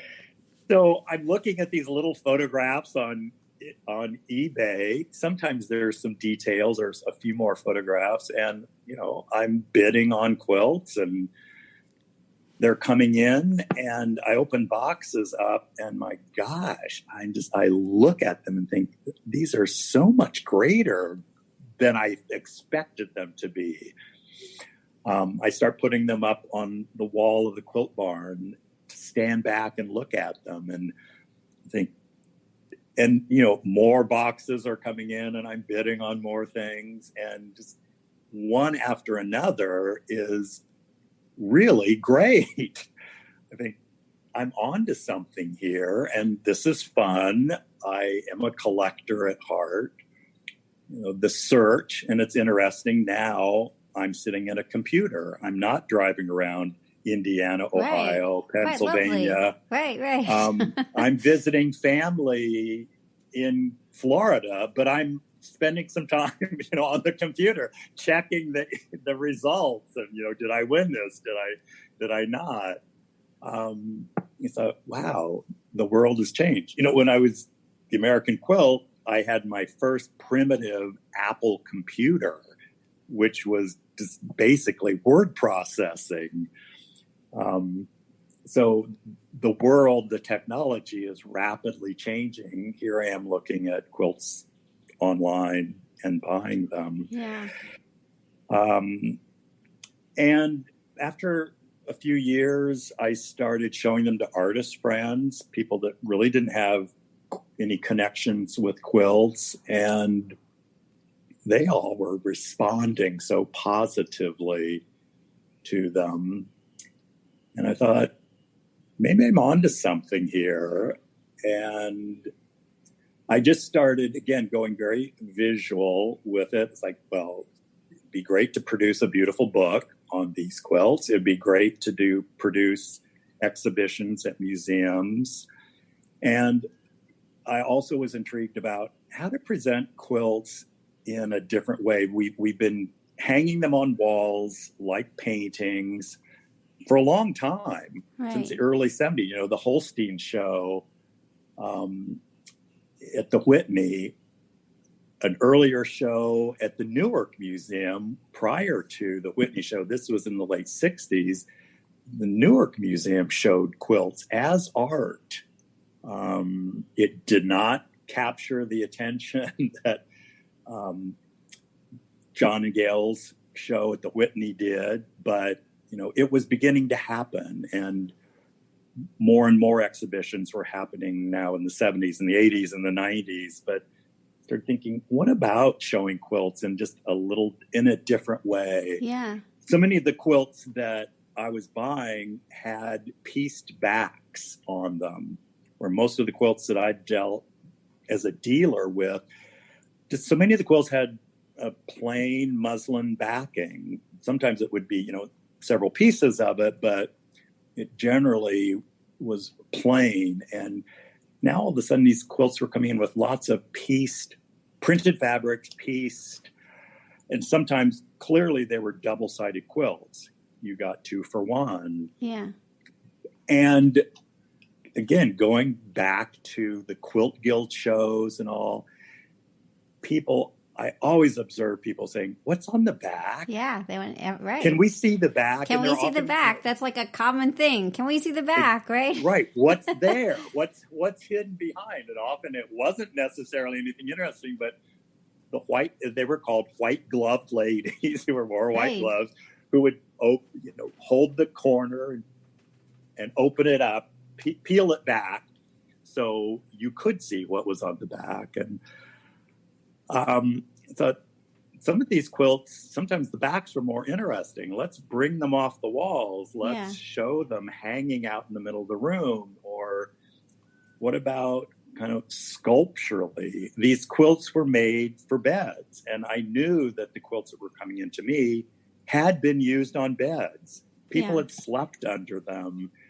But, my first thing to do was hang it on a wall and stand back from it just to see the whole thing.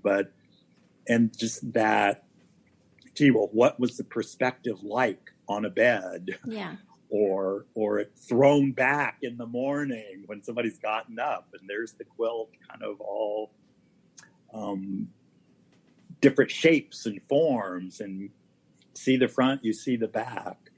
So those things were of interest to me, of wanting to have an opportunity to create this kind of a new way of looking at the quilts.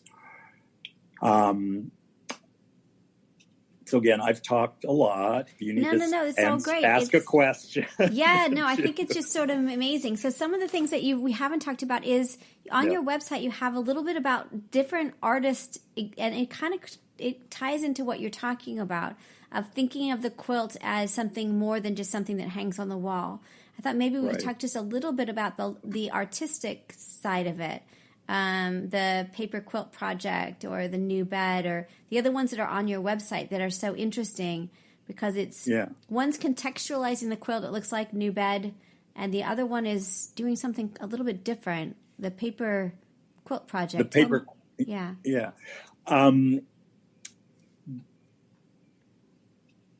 Leanna Wolf. Oh, I'm forgetting her name.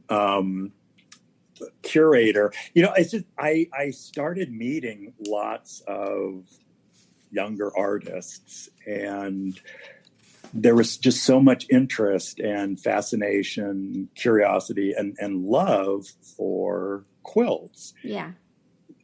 There wasn't this, that's craft. I'm doing art. There has been this big shift and change happening in the art world and in the art schools.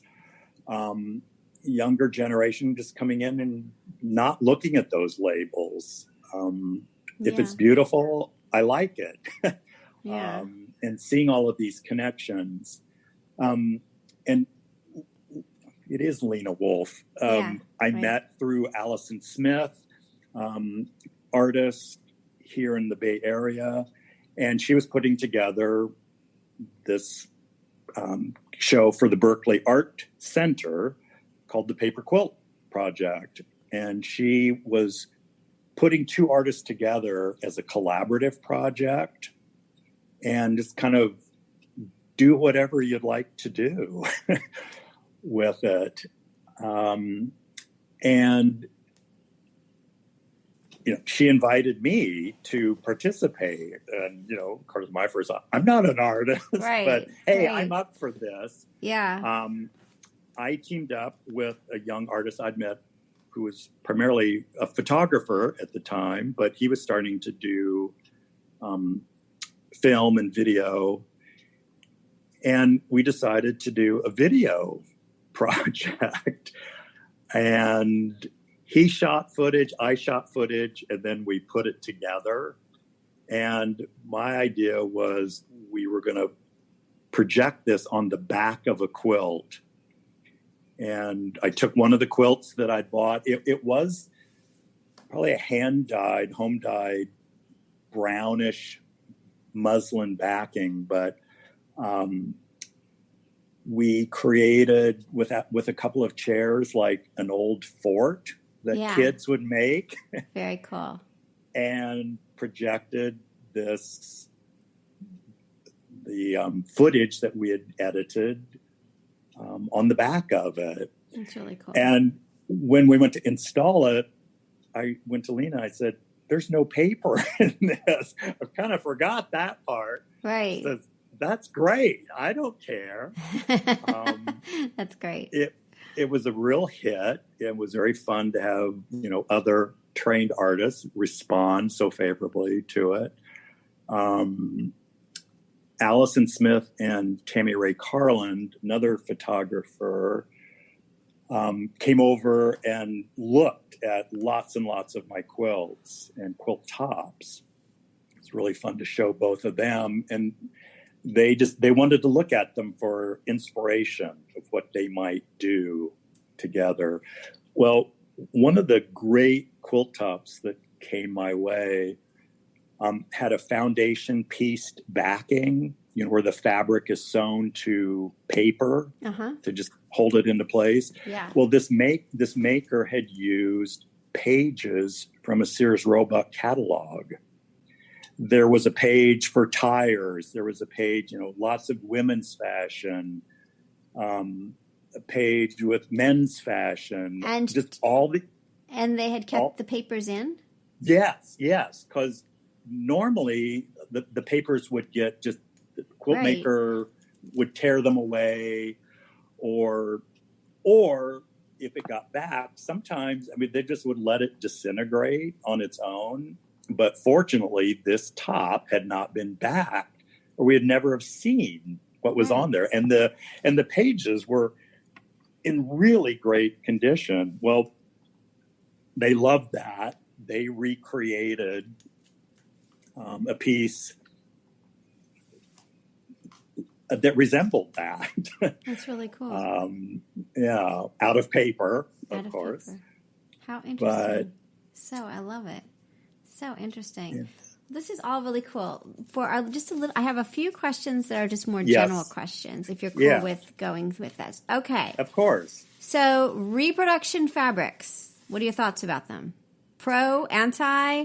How do you feel about the whole reproduction? And it's not as big a deal now, but it was for a while. So, I know, but fabric makers were reproducing their own fabrics over time. They saw what was popular. The double pinks were just such a ubiquitous fabric that women loved for making clothing and using in their quilts. Right. And so getting to look at old fabric sample books and then, seeing 25 years later, the same company or maybe a different company just rechanging it in some way, redesigning it in some way.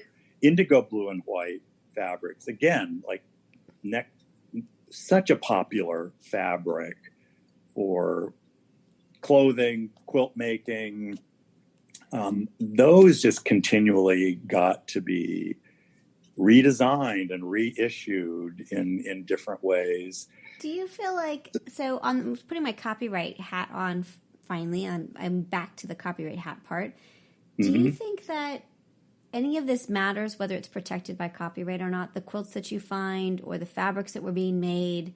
Like, do you get a sense of how much copyright itself? I mean, the patterns, the books, right? The books we can understand copyright. That's easy. But how do we understand this world of the double pinks or the different repeating blocks? Like, I don't know. Did you ever care about copyright when you were looking at these quilts? That whole world is changing now. And because of the internet, I think it's pretty difficult to protect your object or your piece of art. So it's changing a lot. I don't really know. I think in terms of like the reproduction, invariably, I think it has to do with if people are trying to deceive somebody and create a quilt and say, "Oh, this was made in 1890," when it is reproduction fabric. A good set of eyes or people who are familiar with a lot of fabric can pretty well tell. But I have seen some new reproduction fabrics that start to get, gosh, is this old? Is this new? Interesting. It's when people try to, I think, deceive. Right. So it's fraud. Do you feel like you see, like, it seems to me that, like, thinking about Double Pink or these companies that, like, I don't see a lot of cases of companies suing other companies over stealing their images. It doesn't seem like that. I mean, they may have fights, but they weren't taking them to court. That you stole my paisley pink on pink, double pink doesn't seem to be happening. Or maybe it was, and we just can't see the records of it. I can't quite figure that out. But it doesn't seem like it's an issue. Like, I keep asking people. Yeah, I mean, it is sometimes. Aware. Yeah, I mean, it is sometimes. I mean, I'm not saying that there are, fabric companies have to go out and they do threaten suit and they settle and all that. So I'm not saying that doesn't happen. Right. But with these reproduction fabrics, I don't think they were worrying about copyright. It doesn't seem like it to me. I don't think so. Yeah. But again, I'm not an expert there on that. We'll do more research on that. That's one area I'm sort of starting to look at. The other question I have is, did you find? So I keep stumbling with this quilt stuff. quilt history stuff, because sometimes people say, oh yeah, that's not true, right? So there's a kind of this lore and like and like reality of what was happening. Did you feel like that was a struggle when you're writing in these areas, or like figuring it all out? Yes. I mean, there is this whole area around myth and our need to kind of hold on to myths about certain things.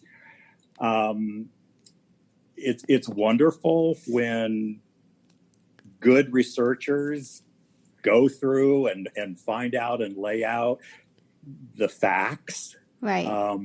Like do some digging. Again, and that was one of my intentions with the American Quilt, was to break some of these myths, or at least just present more information that was being learned.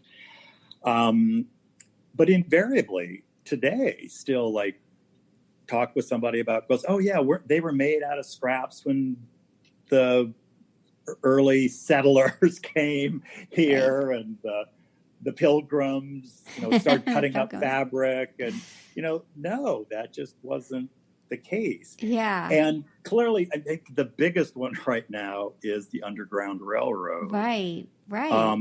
And it's just such an intriguing piece, because a lot of that was oral history.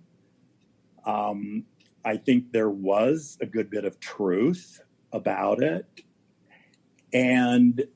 But it's also, there's a lot of myth that just still wants to be held on to around it, because there has been research done on, and people talk about certain patterns that were on the quilts that were used to guide. And it's shown those patterns really didn't exist then. They hadn't been published, certain kinds of patterns. Other early things were, but to just show historically, well, gee, that pattern didn't really exist then. But the fact that those stories are still very embedded. Right. And on both sides, right? So on both sides, like some people are very adamant it did not occur, and then others very adamant it did occur. It's very interesting. It's like the most political thing you can do is ask, like, well, do you think the Underground Railroad was true or not? The quilt part of it was true or not? And people just go crazy in both directions. I think there's a lot of gray in all of our history. Yeah. We can't just say definitively yes, definitively no, except in, some instances and occasions. But there was a reference to, and it's still kind of out there, the quilt police. Right, the quilt police. The people that are like, no, that's absolutely wrong. That's right. That's right.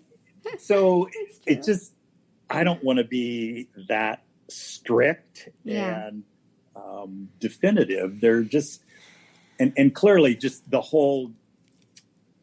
story about the Underground Railroad, it's bigger than just that. Yeah, right. And there were people helping slaves move on and not be found. And they're just, we'll never know the exact history and the case. But to just definitively say, no, it never happened, or yes, it's completely as it's been outlined, we're never going to know the acting. But when something continues to be held by people about, all kinds of things in our lives, there's something to be said about that. There's something there that has some truth to it. Yeah. So interesting, isn't it? I agree. I'm on the same page as you are on this. So interesting. And that it's, I don't know, it's really interesting. Okay, here's my theory. I want to see what you think about this theory. So, the repeating block. So that dominates a lot of our culture still today, this concept of the repeating block, either as a sampler or that you repeat it all the times. But this, Barbara Brackman with her book and the earlier people who were doing things in the 20s and 30s, And here's my thought about it. I think that our history looks the way it does because of the space that was given to quilts and quilt blocks in newspapers and magazines. That they were willing to do a small column with one block, and that was selling newspapers. And therefore, our history looks the way it does, and our quilts look the way it does because of the logistics and the practicalities of printing and mass communication. Would you? Does that seem reasonable to you? It seems like if it could have gone another way, and our quilt world would look differently. But because these magazines, and starting in the 1870s, from your book, I know this, from the 1870s and the 20s and 30s, and just the huge amount of this happening, we got normed into thinking of the repeating block as the standard because of the space, and it's a logistic space thing, and it's easy to publish, right? If you have to publish one a week, you just like figure out one and throw it up there. That's my thought about sort of why our world looks so much. We're so focused on that, even still. I mean, I know the modern quilters and people have gotten away from it, but it's still really dominant. It's interesting. I hadn't really quite thought of it in that way, in that perspective. But yeah, that was guiding people. I think that's one of the reasons, and I loved a lot of that repeating block patterns and type of quilts. But I think moving away from that for me was partly a personal thing of letting go of perfectionism. Yeah.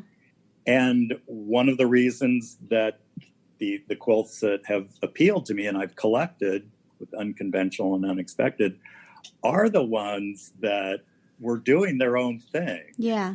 Were creating their own patterns and styles. And sometimes within groups that people were doing variations on variations that their neighbors and community were doing.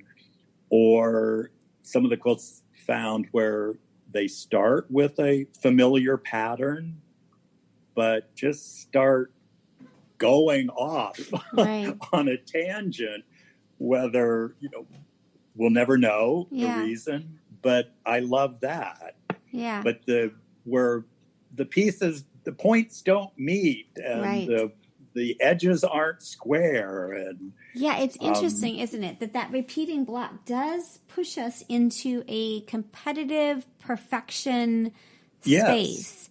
That's very stressful, I have to say, personally, and there, but I mean, that's one space. And I think that, the ones that you have on your website that are just so beautiful, I think that's maybe why people love G's Bend, why they like the sort of the art quilts or the non-traditional quilts or the like scrappy quilts, because it's like getting away from that. And, sometimes it feels a little suffocating, the as you said, the perfection of the repeating block or the sampler quilt. They can be very beautiful. I'm not saying that, and I do those as well. But I'm just saying that there is a freedom, and you feel like you see the person a bit more, the quilter. Which is really interesting too. I posted a quilt years ago that one of the things that I'd found. At that time, I think I was a little doing more Facebook than Instagram, but it was just one of those quirky things. And I posed the question, what happened?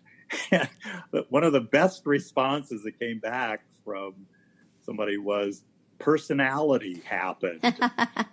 I like that. Yes.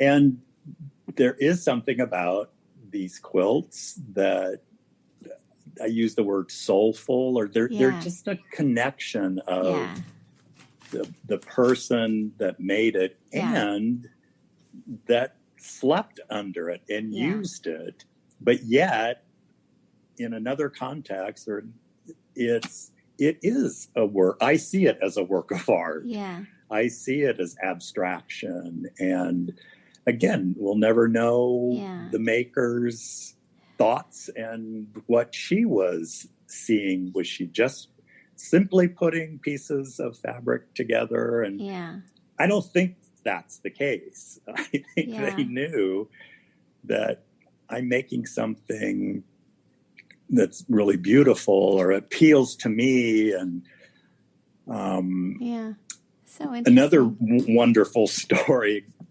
through social media that I had produced a couple of blurb books of the collection before I was finding a publisher that wanted to do it.